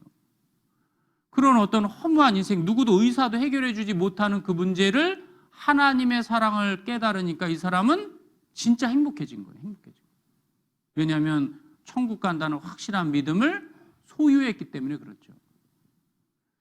이분의 간증도 이렇게 한번 들어보겠습니다. 이분도 이제 어찌됐든 인생을 그렇게 이제 그 어떤 그 실패 가운데 자살하려고 하다가 누군가 이 성경을 전해줘서 성경을 통해서 구원을 받은 거예요. 그때부터 진짜 전도 많이 해요. 그 자기 형을 전도하고 그 형수가 거의 무속인과 가까운데 그래도 형수한테 전도해서 구원받게 하고 또 최근에는 이 스님한테 전도해가지고 스님도 구원받고 하여튼 그래서 얼마 전에 교제했는데 저기는 자신은 구원받고 한 번도 교제에 빠진 적이 없대 거예요. 그 정도로 이제 진짜 열심히 산 분이에요. 근데 이분의 계기도 뭐냐? 주님의 사랑을 깨닫고 인생이 완전히 바뀐 거예요, 실제적으로. 한번 이렇게 저 내용도 한번 좀 들어보겠습니다. 저는 올해 나이가 40인데 고향은 부산이고 18살 때부터 조직폭력배로서 22년간 부산에서 유명한 그 폭력단체의 부두목으로 살았습니다. 그래 온갖 죄를 짓고 참 술과 마약 그리고 뭐 오만 짓을 다 했습니다. 3년 전부터 저에게 병이 오기 시작했습니다. 그 당뇨와 고혈압이 병이 오게 돼서 그때부터 제가 도박을 하기 시작했습니다. 도박을 해가지고 온 재산을 다 날리고 아무것도 없이 이제 이래 생활했습니다. 생활하다가 보니 자신감도 떨어지고 이제는 살 가치가 없다는 생각이 들었습니다. 그리고 제 밑에 뭐 목숨을 다 바쳐 맹세하겠다 이랬던 후배들도 고개를 돌리기 시작했고 저 가정 집사람부터 고개를 돌렸습니다. 저에게. 그래서 저는 살 가치가 없다 생각해서 작년에 그 수면제 80알을 먹고 술을 먹고 자살을 하게 했습니다. 그런데 아침에 눈은 떠지는데 온몸 전체가 말을 안 들었습니다. 그래서 죽는 것도 쉽지 않았고 두 번째도 또 차를 타고 강물에 뛰어들었는데 차가 강물 뚝에 걸려서 그래서 죽는 것도 마음대로 되지 않아서 이번에는 진짜 마지막으로 죽어야 되겠다 싶어서 제 초제하고 사과를 사놓고 참 내일 죽는다 생각하니까 이제 한 3시간은 울었습니다. 울었는데 저는 참 불교 신자였거든요. 그리고 스님이 되려고 노력도 많이 했는데 죽으려고 딱 하니까 부처님 소리가 나와야 되는데 내 입에서 하나님 소리가 나왔습니다. 그러니까 하나님 진짜 계시면 내를 한번 살려주든가 안 그러면 내를 이어서 죽이든가 마음대로 좀 해주려고 3시간을 울면서 했는데 그 다음날부터 좀 이상하게 제가 병원에 입원한 상태인데 성경책을 첫 장을 딱 읽는데 뭐 동화책 비슷하게 그렇더라고요. 뭐 천지를 뭐 창조했다고. 그래서 성경책을 잡아 던져버렸습니다. 던지는 찰나에 우리 교회 영천교회 교제하시는 무영재라고 그분이 저를 봤습니다. 그래 예수를 믿으세요라 하더라고. 그러니까 예수가 어디세요 하면서 하나님 어디 있나 하면서 욕을 하는 과정에서 우리 목사님한테 가서 상담을 한번 받아보지 않겠습니까? 이랬는데 내일 죽을 놈이 자살하는 그런 소리 들으니까 뭐 하겠냐 싶어가 했는데 내 입에서 갑시다 이 소리가 저도 아직 모르겠습니다. 그 소리가 들리는 거예요. 우리 목사님을 만나서 솔직히 이전에 내 마음 같았으면 목사님도 저보다 1살 많은데 젊은 사람이 목사 됐네 이런 생각으로 가지고 아래로 쳐다보고 이래 해야 되는데 제 마음이 그 목사님 보는 순간 좀 이상하다고 악수를 하고 상담을 하는데 지금도 나는 참 그게 신기한 게 그 말씀 2시간의 말씀이 제 귀로 들어온 게 아니고 가슴으로 다 돌아버리는 겁니다. 근데 말씀을 들으니까 야 진짜 하나님이 살아계신다는 걸 확실히 느끼시더라고요. 그 올째 되날 제 말씀을 듣는데 저는 죄인인 걸 제가 확실히 알거든요. 그 다음날 이제 복음 말씀을 듣는데 예수님의 이 보혈로 제 죄까지도 영원히 사해졌다 생각하니까 너무 감사하더라고요. 구원받고 5개월 교제를 하니까 이제 일을 해야 되겠다. 나도 이제 영혼은 구원받았지만은 이 육신도 구원받은 사람처럼 그리스도인처럼 행동해야 되겠다 싶어서 내 옛날 본성 이런 걸 벗어야 되겠다 싶어서 일단 용기를 내서 하나님 믿고 갔습니다. 가서 사장을 만나서 제가 분명히 이야기했습니다.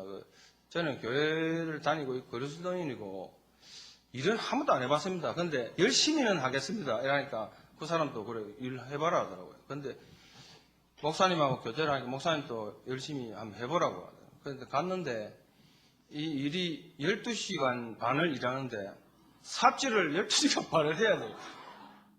야, 그때 하나님께서 참 많은 걸 느끼게 해주시더라고요.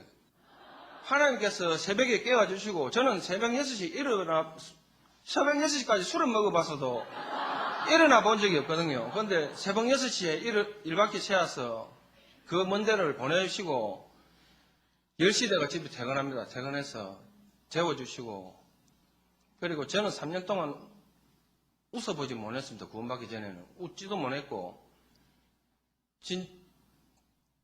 진짜 세상만 한탄하고 이랬는데, 잠을 3시간을 제가 3년 동안 수면제를 하루도 빠진 적이 없습니다. 수면제 세알하고 소주 4-5병 먹어야 1시간에 잘 정도로 그랬는데, 구원받고 하나님께서 모든 걸, 술, 담배, 약까지 싹 다 끊게, 그렇게 잠까지 재워주시니까 너무 감사하고, 정말 건강해지고, 저도 뭐든지 할 수 있다는 그 신념 하나로, 이제는 신문 배달해도 난 부끄럽지 않게 살 수 있다는 걸, 이 깡패가 진짜 완전히 그거 되었습니다. 이런 걸 이제 보여드리는 이유는 정말 그 아무도 해결할 수 없는 그 문제를 그 주님의 사랑이 들어갔을 때에 중심의 기쁨과 만족이 주어졌다는 거예요. 그리고 이제 삶이 변화되고 그 일시적인 기쁨이 아니라 그 영원한 천국에 갈 수 있는 그 소망을 얻었기 때문에 기뻐하는 거거든요. 그 시편 90편에 보면 시편 이 90편 말씀에 우리의 연수가 70이요 강건하면 80이라도 그 연수의 자랑은 수고와 슬픔뿐이요 신속히 가니 우리가 날아가나이다. 이런 허무한 인생 가운데 아침에 주의 인자로 우리를 만족해 하사 우리 평생에 즐겁고 기쁘게 하소서. 사람은요 무엇이 필요한 거냐? 사랑이 필요한 거예요. 사랑이요. 세상 사랑은 일시적이고 변질되잖아요. 부모님이 날 사랑하지만 한계가 있는 거예요. 한계가요. 그 결혼 그렇게 이제 좋아가지고 남편하고 결혼했는데 지금 행복해요? 원수 같아요. 아주 원수 같죠. 인생은 그래서 결혼은 꽝이다 그런 말도 있고, 이 맛있는 수박하고 이 좋은 결혼 어쩌다 한 번 걸린대요. 어쩌다 한 번. 그러니까 그 정도로 뭐냐면 그렇게 사랑해서 결혼했지만 상처가 될 수도 있다는 거예요. 근데 변치 않는 사랑은 뭐냐? 하나님의 사랑밖에 없는 것이고 하나님의 사랑은 영원하거든요. 영원하거든요. 그래서 사람을 딱 만족시켜 줄 수 있는 건 뭐냐? 하나님의 사랑밖에 없어요. 사랑밖에. 왜냐하면 사람에게는 영혼을 사모하는 마음이 있거든요. 육체라는 것도 목마름이 있잖아요. 물 먹으면 해결되죠. 근데 이 안의 영혼은 뭐냐면 이 세상 것으로 채울 수 없는, 인간의 사랑으로도 채울 수 없는 그 영혼을 사모하는 마음이 있기 때문에 영생이라는 것이 주어져야 그때 이제 진짜 만족할 수 있는 거예요. 그래서 이 아침에 주의 인자로 우리를 만족해 하사, 이것이 아침이라는 건 청년의 때 일찍을 말하는 거예요. 일찍. 그 아침에 딱 주의 사랑으로 만족하면 남은 평생이 즐겁고 기쁘게 된다. 그래서 이제 여기 오늘 오신 분들은 교회 다니는 염려라든가 그런 거 생각하지 말고요.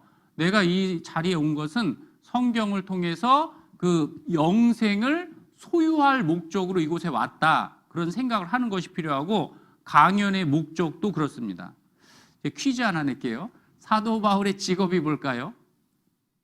어렵죠? 질문하면 당황한 기색들이 보이는데, 사도 바울이 물론 이제 그 천막 이렇게 만드는 그런 일을 했지만 그건 이제 부업이고, 그 고린도후서 11장 2절에 내가 하나님의 열심으로 너희를 위하여 열심을 내노니 내가 너희를 정결한 처녀로 한 남편인 그리스도께로 중매하려 함이라. 사실 본업은 중매쟁이에요. 중매쟁이. 사람들을 뭐냐면 하나님의 사랑으로 인도해 주는 거예요. 인도해 주는 거예요. 그게 사도 바울의 역할이고, 그러니까 이 강연에도 뭐냐면 결국은 이 여기 참석하신 분들이 성경을 통해서 하나님의 사랑을 깨닫고 사랑으로 연결시켜주는 그 일을 하는 거예요. 그래서 우리가 이제 이 성경을 배울 때는 어떤 마음이 필요하느냐? 아, 주님이 날 사랑해 주셨다면 나도 그 사랑의 마음을 받아야 되는 거예요. 받아야 되는 거예요. 그래서 사랑의 마음으로 배우면 이 성경이 아주 쉬운데, 그런 것이 없이 배우면요, 야, 하나님은 너무하다. 하나님 이해할 수가 없는 거예요. 그래서 이 반드시 우리에게 필요한 것이 뭐냐면, 아, 주님이 나를 사랑하신 그 사랑을 내가 받아들이고 싶은 그 받아들이는 그 열린 마음이 있을 때 그 사랑이 서로 통하도록 되어 있는 거예요.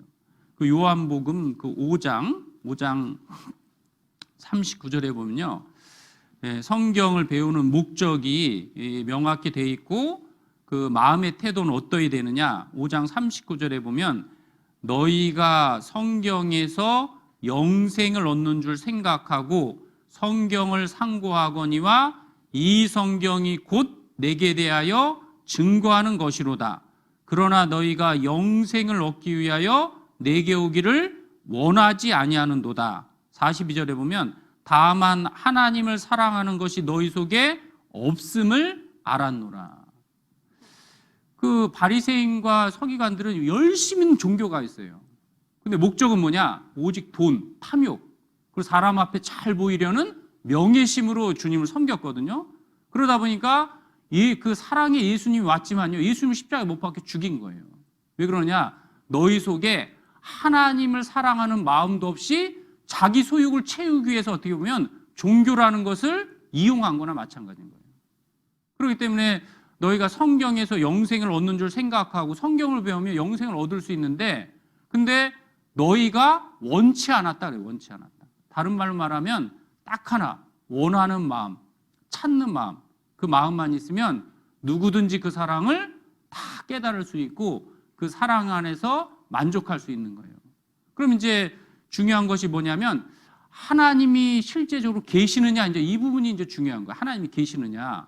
그 하나님은 그 영이시기 때문에 눈으로 보이지 않거든요. 하나님은 영이시니. 그렇지만 하나님을 나타내는 방법이 있는데, 그것이 이제 크게 두 가지로 볼 수 있는데, 우리 양심의 눈을 보고 우주 만물을 보면요, 하나님 계신 것을 알 수 있도록 해놨어요. 그래서 이 자연 만물을 통해서 아, 하나님이 계시구나, 조물주가 계시구나, 그것을 알도록 해놓으셨다고 돼 있고, 두 번째는 뭐냐면 하나님의 말씀인 이 성경을 배우면 하나님이 계신 것을 알 수 있도록 해놨거든요. 그래서 요한복음 1장 1절에 보면 태초에 말씀이 계시니라, 이 말씀이 하나님과 함께 계셨으니 말씀이 곧 하나님이라는 거예요. 그럼 말씀을 모르면 하나님을 알 수가 없는 거예요. 물론 이제 성경이 없어도 하나님의 존재는 알도록 해놓거든요. 하나님의 존재, 하나님이 계시다는 존재는 본능적으로 알게 해놓으셨지만, 하나님이 어떤 분인지, 나를 위해서 어떤 일을 행하셨는지를 알기 위해서는 반드시 성경을 통해서 알 수 있도록 해놓은 거예요. 저랑 이렇게 있으면 저가 이렇게 사람이라는 건 알지만은 인격이라든가 이런 것은 이 지내봐야 아는 것처럼 하나님의 존재가 막연했던 사람도 성경을 배우면 아, 하나님이 어떤 분인가, 그것을 명확히 알 수 있다는 거예요. 그래서 이 성경은 이사야 34장 16절에 너희는 여호와의 책을 자세히 읽어보라. 이 성경을 다른 말로 말하면 여호와의 책이라는 거예요. 여호와의 책을 주신 첫 번째 목적은 하나님을 알게 하는 목적을 주신 거예요. 그 영생을 얻기 위해서는 딱 두 가지가 필요한데, 그 요한복음 17장 3절 보겠습니다. 요한복음 그 17장 3절입니다. 요한복음 17장 그 3절 같이 읽겠습니다. 영생은 곧 유일하신 참 하나님과 그의 보내신 자 예수 그리스도를 아는 것이니라. 뭘 행하는 것이 아니라 아는 거예요. 아는 거예요. 그 영생을 다른 말로 말하면 일단은 하나님 계신 것을 확실히 알아야 돼요. 하나님 계신 거. 그리고 그의 보내신 자 예수 그리스도를 아는 것이니라. 교회 다니면서요, 내가 난 하나님 믿고 하나님 체험했으니까 나는 그 주님의 자녀다 이렇게 생각하면 큰 착각하는 거예요. 왜냐하면 하나님의 존재를 안다고 해서 그것이 내가 기독교인이고 천국 가는 사람이 된 건 아니거든요. 근데 그렇게 속는 사람이 많은 거예요. 먼저 하나님이 살아계신 걸 알고 그리고 하나님과 그의 보내신 자 예수 그리스도를 아는 것이니라. 주님을 안다는 건 뭐냐면 주님을 통해서 내가 죄짐을 완전히 벗어버리고 천국 갈 수 있는 확실한 믿음이 생겼을 때 그때 이제 내가 이제 주님의 자녀가 됐고 천국 갈 수 있는 자격을 얻은 겁니다.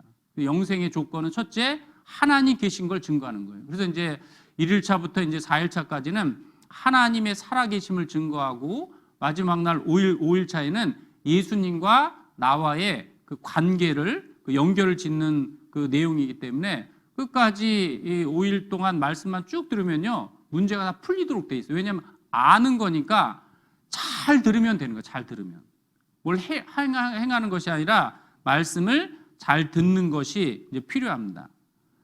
그래서 이 영생은 유일하신 참 하나님과 그의 보내신 자 예수를 아는 것인데, 근데 성경의 특징이 뭐냐면 요한복음 17장 그 17절 보겠습니다. 그 성경의 그 특징 중에 하나가 요한복음 17장 17절 저희를 진리로 거룩하게 하옵소서 아버지의 말씀은 진리니이다. 이 하나님의 말씀을 진리라고 하는데 이 성경에 이제 두드러진 특징이 뭐냐면요. 아버지의 말씀은 그러면 이 창조주니까 성경에는 하나님을 증거하기 위해서 하나님만 알 수 있는 창조의 증거를 심어 넣어 주신 거예요. 그래서 한두 개만 배워도요. 아, 이건 사람이 쓴 책이 아니고 진짜 우주 만물을 창조하신 창조주의 책이구나. 그걸 믿을 수 있도록 해 놓으신 거예요. 그리고 아버지의 말씀은 두 번째 뭐냐? 진리니다. 진리라는 건 거짓이 없는 책이다 그 뜻인 거예요. 거짓이 없는 책.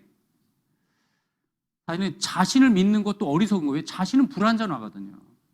아, 내 뜻대로 됐으면 인생이 이렇게 됐겠어요? 아주 잘 됐겠죠. 근데 이제 인생이라는 것은 자기 계획대로 안 되는 것은 뭐냐? 내가 그만큼 부족하고 연약하기 때문에 그런 거예요. 근데 하나님의 말씀은 진리라는 건 뭐냐면 창세기부터 요한계시록까지 거짓이 없이 다 사실이다 그 뜻인 거예요. 그래서 여기 계신 분에게 제가 부자 되는 법 가르쳐 줄게요. 부자 되고 아주 유명해지는 법. 성경의 거짓을 발견해내면 유명한 사람이 되는 거예요. 그래서 무신론자들은 뭐냐면 성경의 오류를 드러내기 위해서 그렇게 노력을 하거든요. 근데 이 성경은 이 성경 자체가 자신을 증거하기 때문에 성경을 왜 무너뜨릴 수 없느냐? 지금도 왜 가장 많은 사람이 읽고 가장 많이 판매되고 가장 많은 언어로 번역되고 있냐면 성경 자체가 뭐냐면 무너질 수 없는 진리로 되어 있기 때문에 진리로요. 그래야 내 인생을 거기 맡길 수 있기 때문에 그런 거예요. 그래서 이 성경은 모든 내용들이 뭐냐면 전체가 다 진리고 사실이라는 거 사실이에요. 그래서 이 성경을 왜 하나님의 말씀이라고 하냐면 먼저 이 성경에 대해서 간단히 살펴보면요. 그 하나님을 알고 싶으면 성경을 배우면 되는 거예요. 하나님께 묻고 싶은 게 있으면 성경을 배우면 되고 하나님이 주시고자 하는 선물을 받는 방법도 성경에서 영생을 얻는 거예요. 그러니까 태초에 말씀이 계시니라 이 말씀이 하나님과 함께 계셨으니 이 말씀은 곧 하나님이시니라. 그래서 이제 이 성경이 어떻게 기록됐냐면 예언은 언제든지 사람의 뜻으로 낸 것이 아니요 오직 성령의 감동하심을 입은 사람들이 하나님께 뭐예요? 받아서 말한 것입니다. 그러니까 사람의 생각과 뜻을 경험을 기록한 것이 아니라 이 모세라는 사람을 예를 들면요. 모세는 자기 어떤 지식과 경험을 쓴 것이 아니라 하나님이 주신 말씀을 그대로 받아 쓴 거예요. 그래서 모세 5경 창세기부터 신명기까지 5권을 기록한 사람인 거예요. 그래서 하나님께 받아 말한 것입니다. 그러니까 대통령이 어떤 기자회견을 하면요, 기자들이 받아 쓰잖아요. 그리고 신문 기사를 내면은 사람들이 읽을 때에 아, 대통령이 어떤 말씀을 하셨구나 이렇게 생각을 하는 거예요. 기자는 그냥 받아 쓰는 거예요. 그래서 성경을 기록한 사람들도 기자라고 해요. 기자는 뭐냐면 받아 쓴 사람들이다. 그러니까 하나님은 40여 명의 기자를 통해서 성경 66권을 기록한 거예요. 이 사람들을 저자라고 하지 않고 뭐라고 하느냐? 기자, 받아 쓴 사람들. 그렇기 때문에 이 성경을 하나님 말씀이라고 하는 겁니다. 이 성경은 하나님의 말씀이라고 하는 이유는 40여 명의 기자들이 받아서 썼기 때문에 그래요. 그러면 이 성경이 뭐 그냥 받아 썼다고 주장해서 되는 것이 아니라 그 내용 자체가 사람의 그 능력을 초월하는 지식과 그 이렇게 내용을 담고 있기 때문에 그래서 이 성경을 배워보면 아, 이것은 사람이 쓸 수 있는 책이 아니구나. 그것을 확실히 알 수 있는 거예요. 그 성경 기록은 지금부터 3,500년 전부터 기록돼서 1,600년간 기록돼서 아주 오랫동안 기록됐죠. 근데 40여 명의 기자가 구약 성경 39권, 신약 성경은 27권인데 지금부터 1,900년 전에 완성된 거예요. 이 완성된 내용의 첫 번째는 뭐냐면 성경은 하나님이 보시는 인류의 역사라는 거예요. 그래서 에덴 동산부터 세상 마지막 시대까지 일을 쭉 기록해 놨기 때문에 성경을 다른 말로 말하면 하나님이 보시는 인류의 역사다. 근데 성경대로 역사가 쭉 흘러나가는 걸 통해서 야, 하나님은 전지하시고 전능하시다. 그리고 성경대로 이루시는 것을 통해서 우리에게 알려주시는 것이 뭐냐면 이 성경은 이제 1600년간 기록되어 있는데 과거 에덴 동산부터 노아 홍수 사건, 이스라엘 민족의 역사까지 쭉 기록해 놓은 거예요. 그리고 미래의 역사를 기록해 놨으니까 1900년 전에 완성이 됐는데 우리 시대 세상 마지막 날까지의 일들이 기록되어 있고 그 기록된 것은 성경대로 역사가 다 흘러갔다는 거예요. 우리는 믿기 쉬운 시대에 살고 있거든요. 왜냐하면 성경에 기록된 모든 것이 성취된 것을 보는 시대에 살고 있기 때문에 그래요. 그럼 이런 걸 기록한 목적은 뭐냐면 내세가 말씀대로 된다는 것을 믿게 하기 위해서 요 보이는 역사를 하나님께서 이렇게 이제 보여주신 거예요. 이 보이는 역사를 통해서 보이지 않는 영원한 세계를 알 수 있고 준비하도록 해놓은 거예요. 누구도 죽음 너머 세계는요, 상상을 할 수 있고 이론은 펼칠 수 있지만 죽음 너머에 어떤 일이 있다, 그걸 정확히 답해 줄 수 있는 사람은 아무도 없는 거예요. 왜냐하면 그것은 하나님께 속해 있고 하나님께 속해 있는 것을 이 성경에다 기록해 놨기 때문에 그래요. 성경을 정확히 배우면 아, 죽은 후에 어떤 일이 있는지를 정확히 알 수 있고 그리고 천국 갈 수 있는 길도 확실히 깨달을 수 있는 거예요. 이것은 뭐가 필요하냐? 이것은 죽어봐야 아는 것이 아니라 믿음으로 알 수 있는 거예요. 믿음으로요. 이 세상에도요, 그 믿음으로 행하는 것이 많잖아요. 예를 들면 내비게이션 같은 경우도요, 어떤 그 내가 전혀 알지 못하는 강원도 어떤 펜션을 가고 싶다. 그럼 이제 그 딱 치면 내비게이션이 딱 나오잖아요. 그럼 그걸 믿고 그대로 가는 거예요. 왜냐하면 한 번도 가보지 않았지만 이 내비게이션이 가지고 있는 정보가 정확하기 때문에 그걸 신뢰하고 안심 있게 가는 거예요. 그럼 그대로 따라가면 목적지를 갈 수 있잖아요.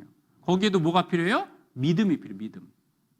근데 만약에 이 내비게이션이요, 50%는 정확히 가는데 50%는 반대로 가. 그럼 잘못하면 북으로 넘어갈 수도 있죠. 그러니까 이제 이 성경은 뭐냐면 100%여야만이 신뢰할 수 있고 그 신뢰를 통해서 내세를 하나님이 알게 해주시는 것이 목적이라는 거예요. 이 성경의 내용은 인류 역사의 처음부터 마지막까지를 기록해놨고 그리고 중요한 것은 그 역사를 통해서 내 영원한 문제를 해결해주는 구원의 문제도 풀 수 있도록 해주신 겁니다. 성경은 세계에서 가장 많이 판매된 책인데 세계에서 가장 많이 팔린 책, 지금도 약 1년에 6억 권 정도 팔리기도 하는 6억 권. 엄청나죠, 사실은. 숱한 역경 헤쳐나온 영원한 베스트셀러다. 왜냐하면 그 정도로 이 성경을 막 반박하고 없애버리려고 노력한 사람들이 많았지만 성경은 여전히 가장 많이 팔리고 있는 거예요. 약 5억 8천만여 권도 팔린 적이 있고 1000년간 가장 중요한 사건은 성경 인쇄다.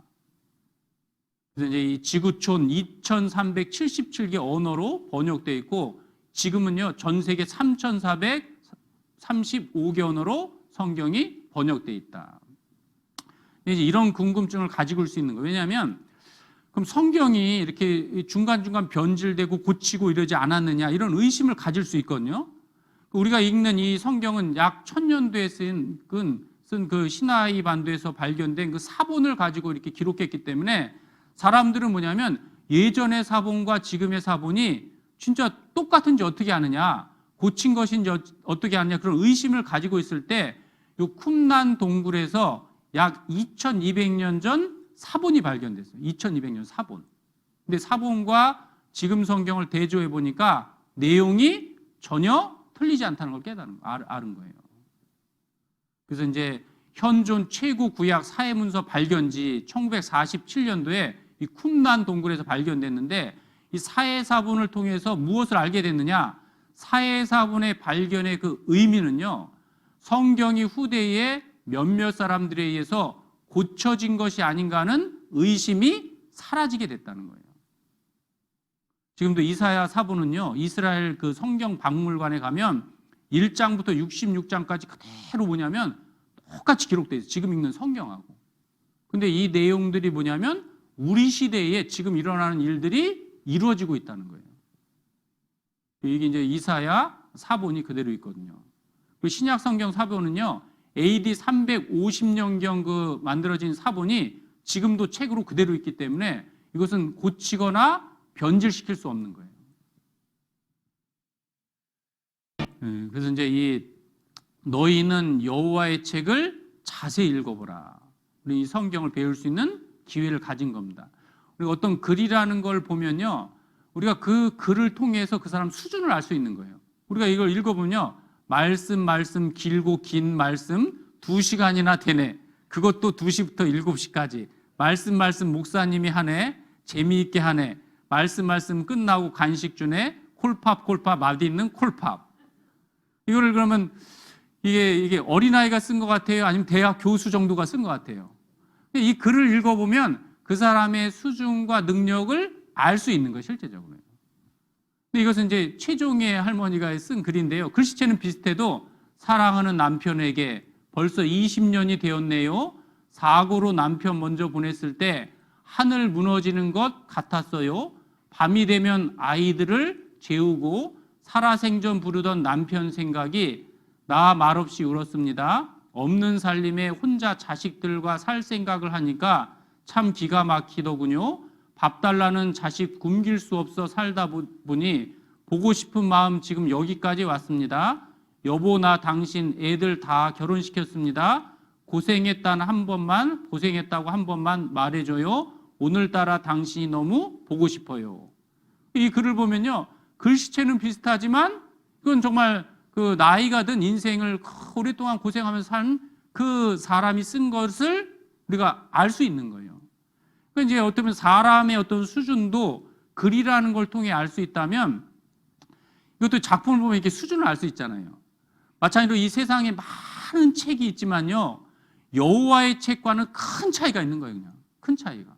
그러니까 촛불과 태양의 차이가 있는 것처럼 성경을 배워보면 누구든지요, 와, 하나님 계시구나, 그걸 알 수 있는 내용들로 가득 차 있다는 거, 실제적으로. 그렇기 때문에 근데 중요한 것은 기독교인 43% 성경통도 경험 없다. 지금 아마 90% 넘을 거예요. 90%. 그러니까 뭐냐면 이 하나님에 대해서 많이 오해하고 자기가 믿고 싶은 것만 믿는 거예요. 믿고 싶은 거.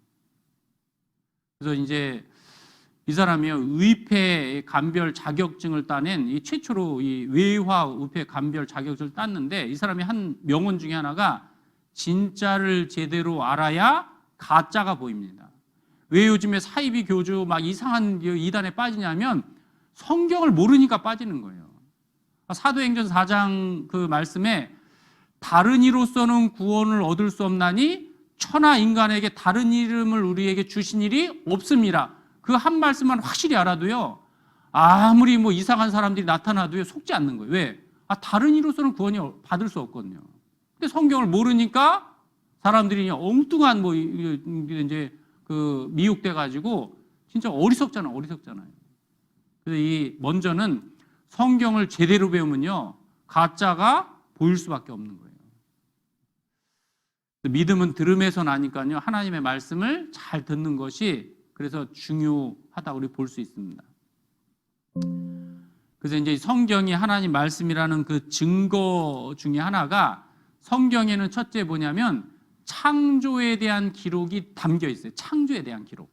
그러니까 이 창조라는 것이 하나님만 알 수 있는 걸 성경이 기록해 놨으니까 사람이 다 알 수 있는 정도면요. 하나님을 증거할 수 없죠. 그러니까 사람이 이해할 수 없고 그리고 이제 사람의 생각과 다른 것들을 기록해 놓은 거예요. 왜냐하면 그것을 통해서 창조주라는 것을 증거하기 위해서 그런 거예요. 제 주머니, 오른쪽 주머니에 뭐가 있을까요? 모르죠. 아무리 평생 뭐 이렇게 해도 몰라요. 근데 저는 알거든요. 뭐가 들어있냐면요. 고구마가 들어있어요. 고구마가. 아까 누가 고구마 주시더라고요. 고구마. 예. 이게 저만 알 수 있는 정보지만 여러분에게 이제 알려드린 거예요. 그러니까 믿음이 생기죠. 마찬가지로 이 성경은요. 사람이 도저히 알 수 없는 걸 기록해 놨어요. 알 수 없는 것을. 그 느헤미야 한번 9장 보겠습니다. 느헤미야 이제 9장 그 738페이지입니다. 느헤미야 9장 6절에 보면요. 그 느헤미야 9장 6절 오직 주는 여호와시라 하늘과 하늘들의 하늘과 일월 성신과 땅과 땅 위의 만물과 바다와 그 가운데 모든 것을 지으시고 다 보존하시오니 모든 천군이 주께 경배하나이다. 예전에요 성경 강의를 그렇게 많이 듣고 막 아주 그냥 그 무신론에 진화론에 아주 이게 진짜 골수인 분이 계셨거든요. 그러니까 아무리 얘기해도 이제 뭐 받아들이지 않는 거예요. 근데 요 말씀 하나 딱 말씀 배우다 그냥 다 깨져버려요. 그리고 이제 하나님 믿게 됐는데 왜냐면요 이건 사람이 기록할 수 있는 내용이 아니라는 걸 이제 그 말씀을 통해서 알으니까 이게 창조주의 말이구나. 왜냐하면 우리가 이렇게 보는 하늘은 하나밖에 없잖아요. 하나밖에. 특히 우주에 대해서는 예전에는 무지했기 때문에요. 우주에 대해서는 아주 어떻게 무지의 세계라고 할 수 있는 거예요. 근데 이 3,500년 전, 2,700년 전에 기록된 이 느헤미야는 물론 신명기 3,500년 전 기록에도 동일한 내용들을 가지고 있는데 주는 여호와시라 하늘과 하늘들의 하늘과 이런 표현은요 창조주 외에는 알 수 없는 거예요. 왜냐하면 우리가 보는 하늘만 생각하지만 하늘과 하늘들의 하늘과 그랬잖아요. 근데 우주를 이렇게 밖에 나가서 보니까요 태양계와 같은 하늘들이 은하계는 수천억 개 하늘들이에요. 수천억 개 하늘. 그리고 은하계와 같은 그 은하가요 수천억 개가 모여서 은하군을 이루는 거예요. 이 표현이 정확한 것은 이 은하계만 하더라도 태양계와 같은 하늘들이 수천억 개가 모여 있기 때문에 하늘과 하늘들의 하늘과 아주 정확한 표현이죠. 그리고 성경에 오류라고 했던 대표적인 게 뭐냐면 그 레위기 11장 보겠습니다. 레위기 11장 이 성경에 오류가 발견됐다고요. 아주 사람들이 이걸 되게 이렇게 지목했던 내용인데 구약 성경 160페이지 레위기 11장 그 6절에 보면요. 토끼는 새김질을 하되 여기만 보겠습니다. 토끼는 새김질을 하되 이것 때문에요. 사람들이 성경에 오류가 드러났다. 그리고 이거에 대해서 많이 비난했었거든요. 근데 기독교인도 이걸 대답을 못했기 때문에 100여 년 전만 하더라도요. 이거에 대한 답이 없으니까 성경 주석가들이 뭐라고 이렇게 썼냐면요. 톰슨 주석이나 지금 주석 보면 대부분 이렇게 돼 있어요. 뭐냐면 모세는 왕궁에 있었기 때문에 토끼에 대해서 모르니까요. 토끼가 입을 오물오물하니까 모세가 오해하였을 것이다. 이렇게 주석을 달아요.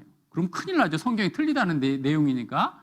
그러니까 대세김이라는 게 뭐냐면 풀을 먹으면 한 번에 소화를 못하니까 위에다가 이렇게 소 같은 경우 저장을 해놔요. 여기가 4개니까 저장을 해놨다가 다시 그걸 끄집어내가지고 다시 씹어서 소화를 시켜가지고 이제 변으로 내보내는 거예요. 그러니까 이 대세김질이라는 것은 다시 한번 소화작용을 하는 것을 말하는데 토끼는 위가 한 개밖에 없는 거예요. 그러니까 생물학적으로 새김질을 못한다 생각했는데 약 100여 년 전에 이 그리지맥 박사라는 사람이 있어요. 독일에. 그 사람이 토끼를 연구하다가 야, 토끼가 책임지라는 걸 이게 발견해낸 거예요. 그래가지고 백과사전을 바꿔버렸어요. 토끼는 책임질 하는 동물이다. 지금 그것이 아주 상식이 됐죠. 근데 약 100년 전, 그러니까 100년, 이거 발견되기 전까지만 하더라도 이 구절은 공격을 받고 오해를 많이 받은 성경 구절 중에 하나인 거예요. 근데 성경은 진리이기 때문에 과학이 발달하니까 토끼는 책임질을 하는 동물로 알아냈죠. 그럼 이 토끼가 책임질한다는 걸 아는 것은 뭐냐면 성경에만 유일하게 기록되어 있는 내용인 거예요. 왜 그러느냐? 토끼를 만드신 분이 하나님이기 때문에 그래요. 하나님이에요. 그럼 토끼를 만든 분이 사람도 만드셨을 거예요. 사람도. 여기도 보면요. 토끼만 한번 보면요. 토끼도 책임질을 하되 그랬잖아요. 근데 이제 일부 과학자들하고 이 농부들은요. 토끼는 책임질을 하지 않는다고 하며 성경에 오류가 있다고 주장하였다. 정말로 성경의 내용이 틀린 것인가? 톰슨 성경에서는 주석을 달 때에 토끼는 책임질을 안 하는데 이러면 성경이 틀리다는 뜻인 거예요. 평소에 입을 오물오물하니까 모세가 오해하였을 것이다. 근데 이거는 톰슨이 오해한 거고 실제로 이제 이 소는요 위가 이게 4개니까 이제 풀을 막 먹어가지고 지푸라기 같은 거 먹어서 1번, 2번에 저장했다가 다시 이제 꺼내내가지고 책임질하고 이제 3번, 4번에서 이제 영양분을 흡수하고 변을 내보내요.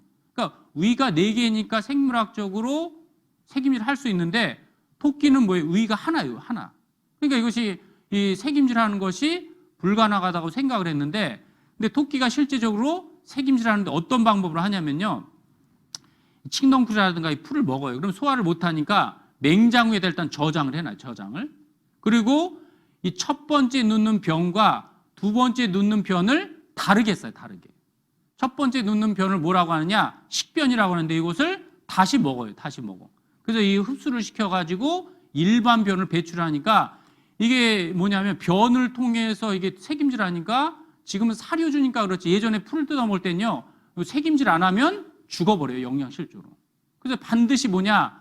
이 토끼는 책임질을 해야 되는데 하는 방법은 뭐냐면요. 이 변을 통해서 이렇게 하는 변을 통해서. 그래서 이것을 100여 년 전에 발견해냈다는 거예요. 이걸. 그래서 이것을 이제 성경에서는 3,500년 전에 모세의 책에 기록한 것이 토끼는 책임질을 하되 이 내용을 볼 때에 이것이 사람이 기록했을까요? 하나님의 말씀일까요? 창조주의 책인 거예요. 이건요 어떤 책에도 나오지 않는 여호와의 책에만 있는 그 내용이기 때문에 그런 거예요. 영상도 보고 그랬으면 좋겠지만 시간 관계상 그걸 못 보고요. 그 다음에 이거 보면요.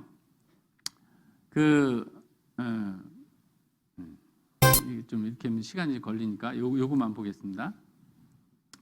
그 욥기 26장 7절에 보면 땅을 공간에 다시며 땅이 지구인데요. 지구를 공간에 달아놨다 이렇게 해놨어요.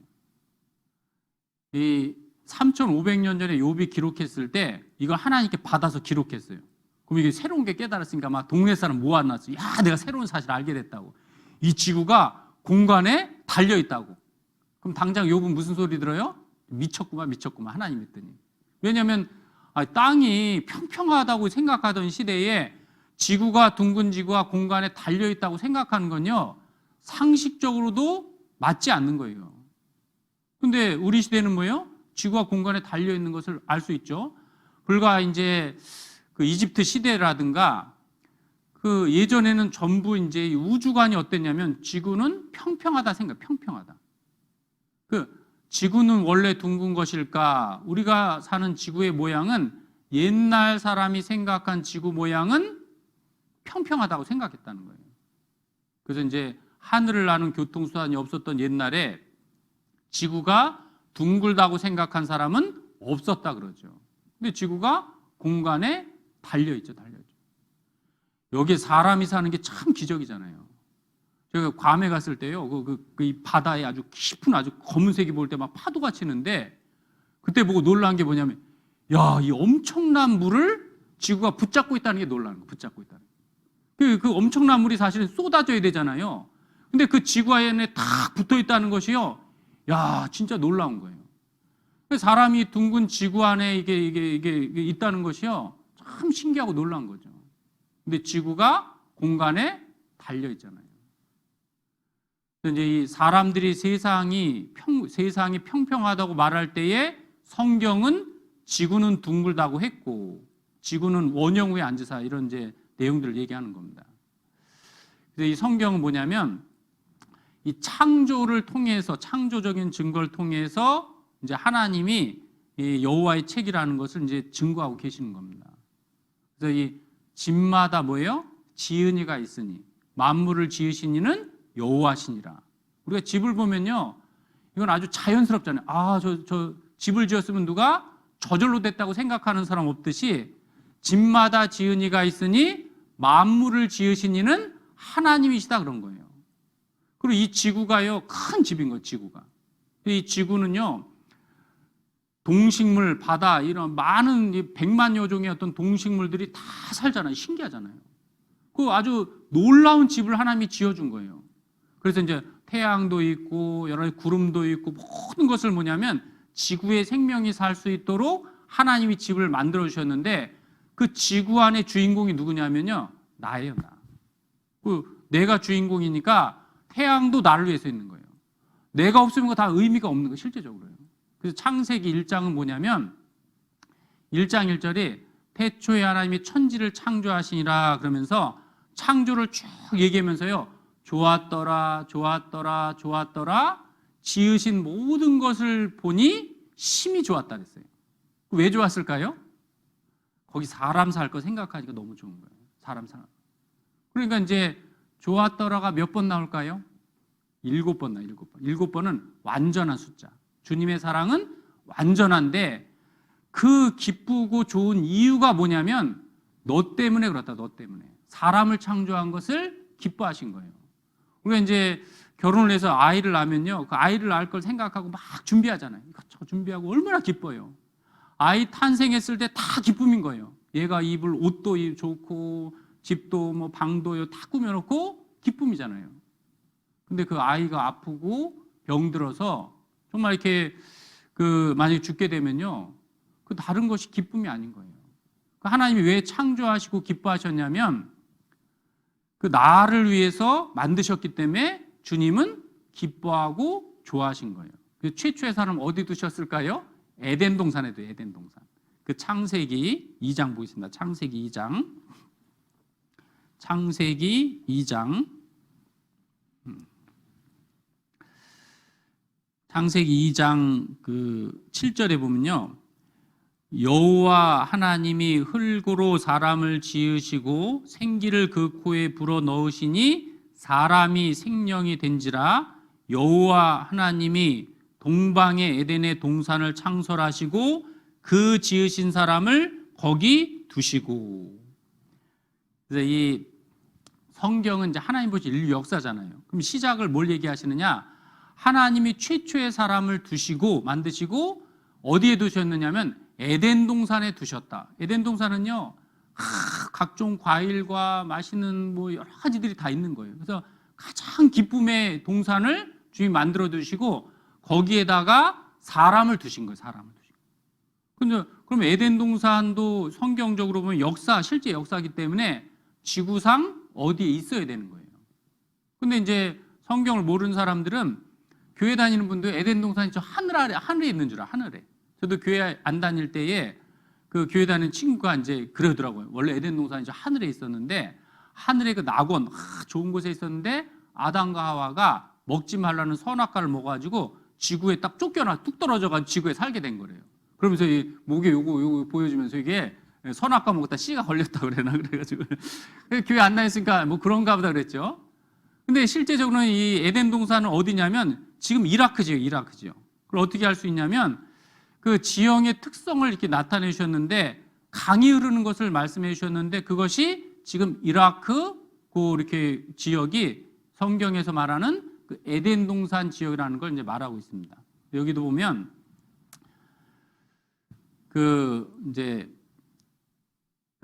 요거는 이제 넘어가겠습니다. 여호와 하나님이 동방에 에덴의 동산을 창설하시고 그 지은 사람을 거기 두셨다. 에덴에는 4개 강이 흘렀는데요. 강이 에덴에서 발원하여 동산을 적시고 거기서부터 갈라져 4 근원이 되었으니 첫째는 비손, 기온, 힛데겔. 힛데겔은 티그리스거든요. 티그리스 강, 유프라테는 유프라테스. 그러니까 힛데겔, 티그리스 강과 유프라테스 강이 있는 곳이 에덴 동산이니까 여기는 이라크를 말하는 거예요. 4개 강이 흘렀는데 티그리스 강과 유프라테스 강이 흐르는 곳은 지금 이 중동 지역의 이라크 지역을 말하는 거예요. 그래서 여기서 하나님은 인류 문명을 시작한 곳이다. 인류 문명은 이라크에서 시작되었다. 인류 최초 문명의 발상지를 메소포타미아 문명 그러잖아요. 이걸 알아낸 것은 불과 1,200년밖에 안 되지만 성경은 3,500년 전부터 이 지역에서부터 하나님이 역사를 시작했다는 거예요.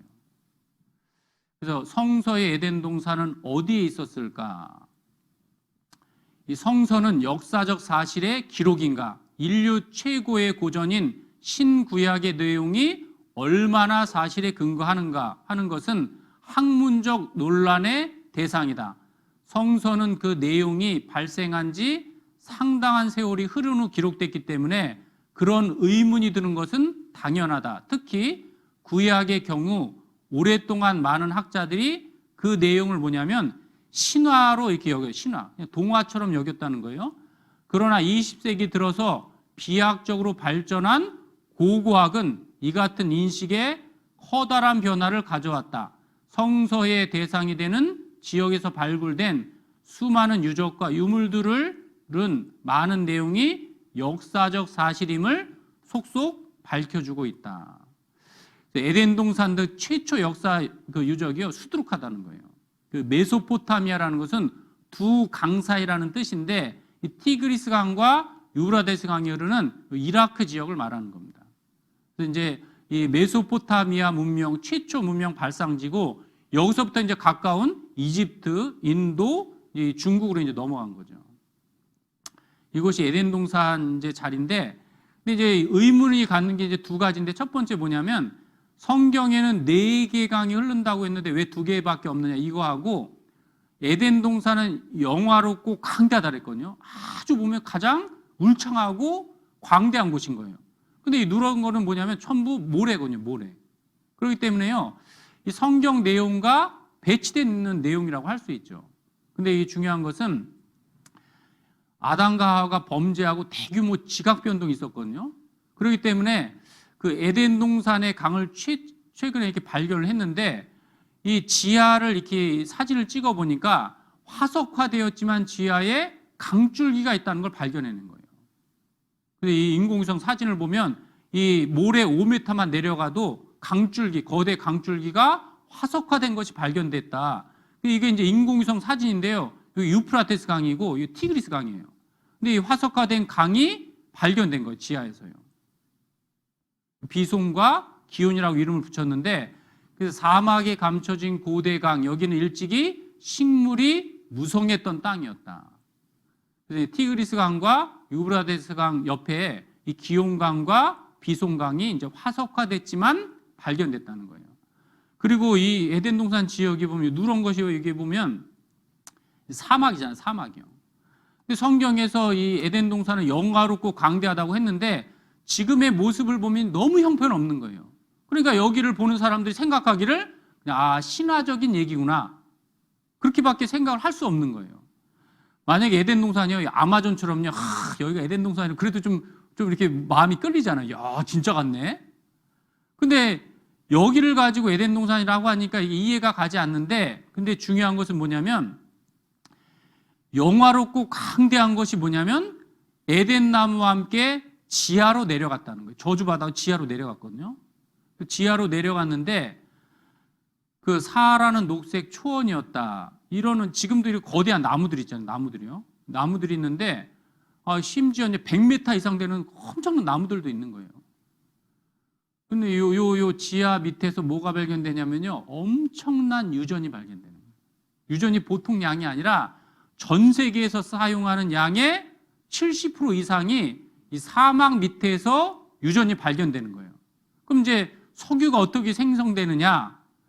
나무라든가 이런 유기물이요, 지하에 내려가서 열과 압력을 받으면 이게 석유가 된다는 것이 최근 과학이 밝혀낸 거예요. 그럼 여기서 엄청난 석유가 나온다는 건 엄청난 나무들이 지하에 매몰된 적이 있다는 거예요. 근데 그 양이 상상을 초월하니까 전 세계 양의 70% 이상이 여기에서 이제 나오는 게 여기서 유전이에요, 유전이요. 사막 밑에 에덴 동산 자리에서 나오는 그것이 이제 석유인데, 육상 식물들이요, 열과 압력을 받으면 석유가 되는 거예요. 그러니까 이 에덴 동산 지역에서 전 세계 양의 70%가 나온다고 할 수 있죠. 근데 원래는 이제 유전을 이렇게 시추할 때에 엄청난 돈이 들어가니까 중동은 아예 개발할 생각이 없었던 거예요. 한 사람이 석유회사 직원이 제안을 했는데, 창세기랑 출애굽기 보니까 석유 찌꺼기, 역청구덩이가 막 있다고 하더라. 그래서 중동에 석유를 한번 이게 조사하러 이제 탐사태를 보내자고 하니까 처음엔 비웃었거든요. 실제 그 사람을 따라서 가서 이게 시추해 보니까 엄청난 유전들이 발견된 거예요. 그때부터 석유 회사들이 중동 개발에 힘써요. 그게 불과 100여 년밖에 안 돼요. 100여 년 전. 여기도 보면 이제 그런 내용이 기사화됐는데, 온통 역청수렁 성서에서 개발 힌트를 찾았다는 거예요. 그 내용이 19세기 석유 개발업자들이 중동 석유 매장을 확신하게 된 가장 강력한 근거는 뭐라고요? 성경. 왜냐하면 이것은 실제 역사이기 때문에 그런 거예요. 동화라든가 지어낸 얘기가 아니라 실제 역사이기 때문에 그 지역에서 엄청난 유전이 발견된 거예요. 그래서 성경서 영감받아 유전을 발견했다. 그렇기 때문에 이 지하를 파보면요, 이 모래 밑을 걷어내도, MBC에서 나온 건데 엄청난 그 열대, 그 밀림이었다는 걸 이제 얘기하는 겁니다. 그래서 그 에덴 동산은 지금의 페르시아만이다. 잃어버린 강도 찾았고, 이라크 문명, 인류 문명 이라크에서 시작되었고, 에덴 동산은 메소포타미아에 있었다 그랬잖아요. 기적의 무대는 정말로 존재하였다. 그 예전에는요, 이 신화적인 사건들 지어낸 이야기가 아니라 실제 역사적 사실에 기록한 것이다. 예전에는 이것을 신화적인 지어낸 얘기라고 생각을 했는데, 많은 증거들을 통해서 실제 역사적 사실에 입각한 것이다. 에덴 동산, 노아 방주, 모세 홍해 기적 등 성서에 나타난 신과 인간의 웅장한 이야기를 무대를 찾아가 보자. 예전에는 과학이 비과학적이라고 해서 성경을 비과학적이라고 해가지고요, 이게 신화 취급했거든요. 근데 요즘에는 과학이 성경을 많이 증거하고 있는 거예요. 이제 에덴 동산도 실제로 있었고, 근데 성경은 이제 처음부터 이제 역사를 시작하지만 역사의 끝도 얘기해 주는데, 그 끝의 내용이 뭐냐면 히브리서 1장 보겠습니다. 히브리서 1장. 이것을 2000년 전에 기록했다는 게 참 놀라운 겁니다. 실제적으로. 히브리서 1장. 히브리서 1장 그 10절 보겠습니다. 10절. 히브리서 1장 그 10절은 시편을 인용했기 때문에 실제적으로는 약 3000년 전의 내용이라고 할 수 있는데요. 이 히브리서는 약 1900년 전 기록인데 10절에 보면, 또 주여 태초에 주께서 땅에 기초를 두셨으며 하늘도 주의 손으로 지으신 바라. 그것들은 멸망할 것이나 오직 주는 영존할 것이요 그것들은 다 옷과 같이 낡아지리니 의복처럼 갈아입을 것이요 그것들이 옷과 같이 변할 것이나 주는 여전하여 연대가 다함이 없으리라. 그래서요, 이 주께서 땅에 기초를 두셨으며, 하나님은 창조했기 때문에 시작도 얘기하지만 이 지구의 마지막도 얘기하는데, 마지막은 어떻게 되느냐? 지구가 영원히 갈 것 같지만 옷과 같이 낡아진다는 거예요. 낡아지고 새 옷을 갈아입는다. 그것이 이제 영원한 천국을 얘기하는 건데, 이 지구는 물질계이기 때문에 영원할 수가 없는 거예요. 어렸을 때만 하더라도 우물에서 물 떠먹고 이랬으니까요. 제가 그때 이제 아주 어렸을 때인데, 그 뭐 작두질인가 뭐 할 때 소화할 때 그때 무슨 생각했냐면요. 그 당시에 이제 이 동네에 많이 사람들이 죽으니까 아, 사람은 이렇게 죽는데 지구는 영원한가 보다 그 생각을 했었거든요. 근데 물론 시골에 살았으니까 그런 생각하지만 이 공장이 막 들어서고 오염물질이 들어서고부터는 지구가 완전히 고장난 거잖아요. 완전히. 물도 오염되고 공기도 오염되고 바다도 오염되고 전부 오염됐으니까 과학자들이 말하기를 얼마 안 남았다 그래요. 얼마 안 남았다. 그냥 가만 놔둬도 멸망한다 그러거든요. 왜냐하면 지구가 완전히 오염됐기 때문에 그런 거예요. 근데 이 성경에서는 처음부터 뭘 얘기하느냐? 지구는 옷과 같이 낡아지리니. 낡아졌기 때문에 이제 하나님은 이 지구는 없어지고 새 하늘과 새 땅이 있다. 근데 지구가 멸망하는데 남아있는 게 있어요. 그게 뭐냐면 우리 자신은 그대로 존재해가지고 그 영원한 세계에 전부 간다는 거예요. 그래서 왜 사람을 존귀하다고 하느냐? 집에 불이 나면 그 안에 있는 아기가 있으면 아기를 정말 가장 귀한 아기를 건져내려고 하잖아요. 사람을 건져내려고 하잖아요. 마찬가지로 이 지구보다 훨씬 더 중요한 것이 뭐냐면 사람은 영혼이 있기 때문에 영원히 존재하는 거예요. 영원히 존재하는 거예요. 그렇기 때문에 내가 얼마나 소중하고 내가 얼마나 중요한 그 존재인지 모르니까 인생을 대충 사는 거예요. 실제적으로. 그 요한계시록 20장 보겠습니다. 요한계시록 20장. 요한계시록 20장. 이제 이것이 이제 모든 사람의 궁극이에요. 이 목적지가 여기로 가는 거예요. 여기로 가는 거예요. 여기 보면은 20장 그 11절에 보면요. 또 내가 크고 흰 보좌와 그 위에 앉으신 자를 보니 땅과 하늘이 그 앞에 피하여 간데 없더라. 주님 앞에 서니까요. 땅과 하늘이 다 없어진 거예요.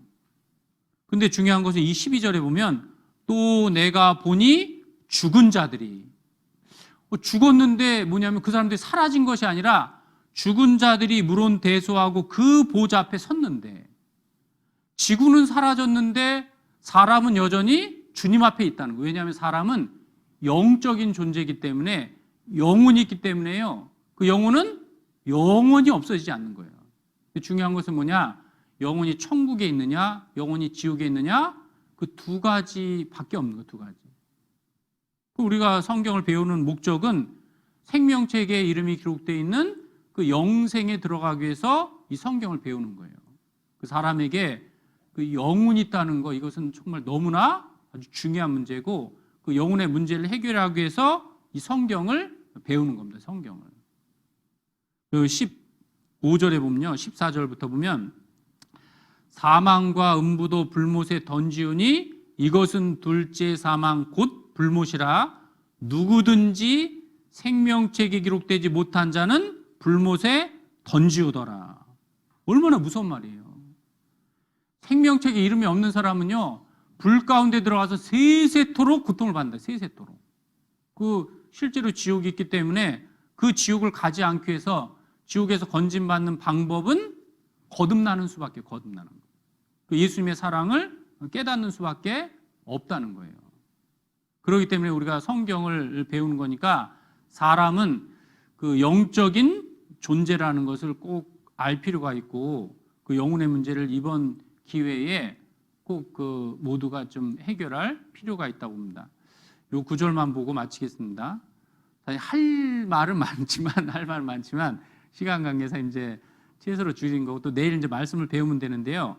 근데 이제 이게 중요한 말씀이에요. 이게 이제 성경에서 가장 중요한 말씀이고 이걸 내가 믿느냐 믿지 않느냐에 따라서요. 영원한 운명이 바뀌는 거예요. 이걸 내가 사실로 받아들이면 살 수 있지만 이걸 무시하는 사람은 가장 어리석은 거예요. 여기서 말하는 것이 한 번 죽는 것은 사람에게 정하신 것이고 그랬잖아요. 법칙이라는 거예요. 법칙. 절대적인 진리. 모든 사람은 죽는다는 거예요. 그러면 그 후에는 뭐가 있어요? 심판이 있으니 그랬잖아요. 하나님은 보이는 물질 세계도 전부 절대적인 진리라는 걸 지구가 둥글다는 게 그 당시에는 공간에 떠있다. 그 당시에는 보편적인 진리는 평평한 거잖아요. 성경만이 지구가 공간에 달려 있다. 지금은 진리니까 사실로 드러났잖아요. 토끼가 책임지라는 것도 사실이잖아요. 왜냐하면 성경은 모두가 절대적인 진리인 거예요. 절대적인 진리. 변치 않는 진리니까 그 후에 심판이 있으리니 이것도 절대적인 법칙이라는 것을 설명해 주는 거예요. 설명해 주는 거예요. 그래서 사람은 이 평생 지은 죄에 대한 심판이 있으니까 이 심판을 해결하는 방법이 뭐냐? 예수님의 보혈로서 죄를 씻고 천국 갈 수 있는 믿음을 갖기 위해서 이번 성경 강연을 이렇게 준비한 거니까 그래서 좀 바쁘시더라도 하여튼 이렇게 금요일까지 다 참여했으면 좋겠습니다. 기도하고 마치겠습니다. 하나님 아버지, 귀한 시간 허락해 주셔서 성경을 배울 수 있게 해주신 것 감사합니다. 끝까지 말씀을 다 듣고 주님이 주시는 그 영생의 축복을 얻을 수 있도록 도와주시길 원합니다. 이 성경 강연의 시작부터 끝까지 주님께서 함께해 주시고 인도해 주시길 바라오며 예수님의 이름으로 기도드렸습니다. 아멘.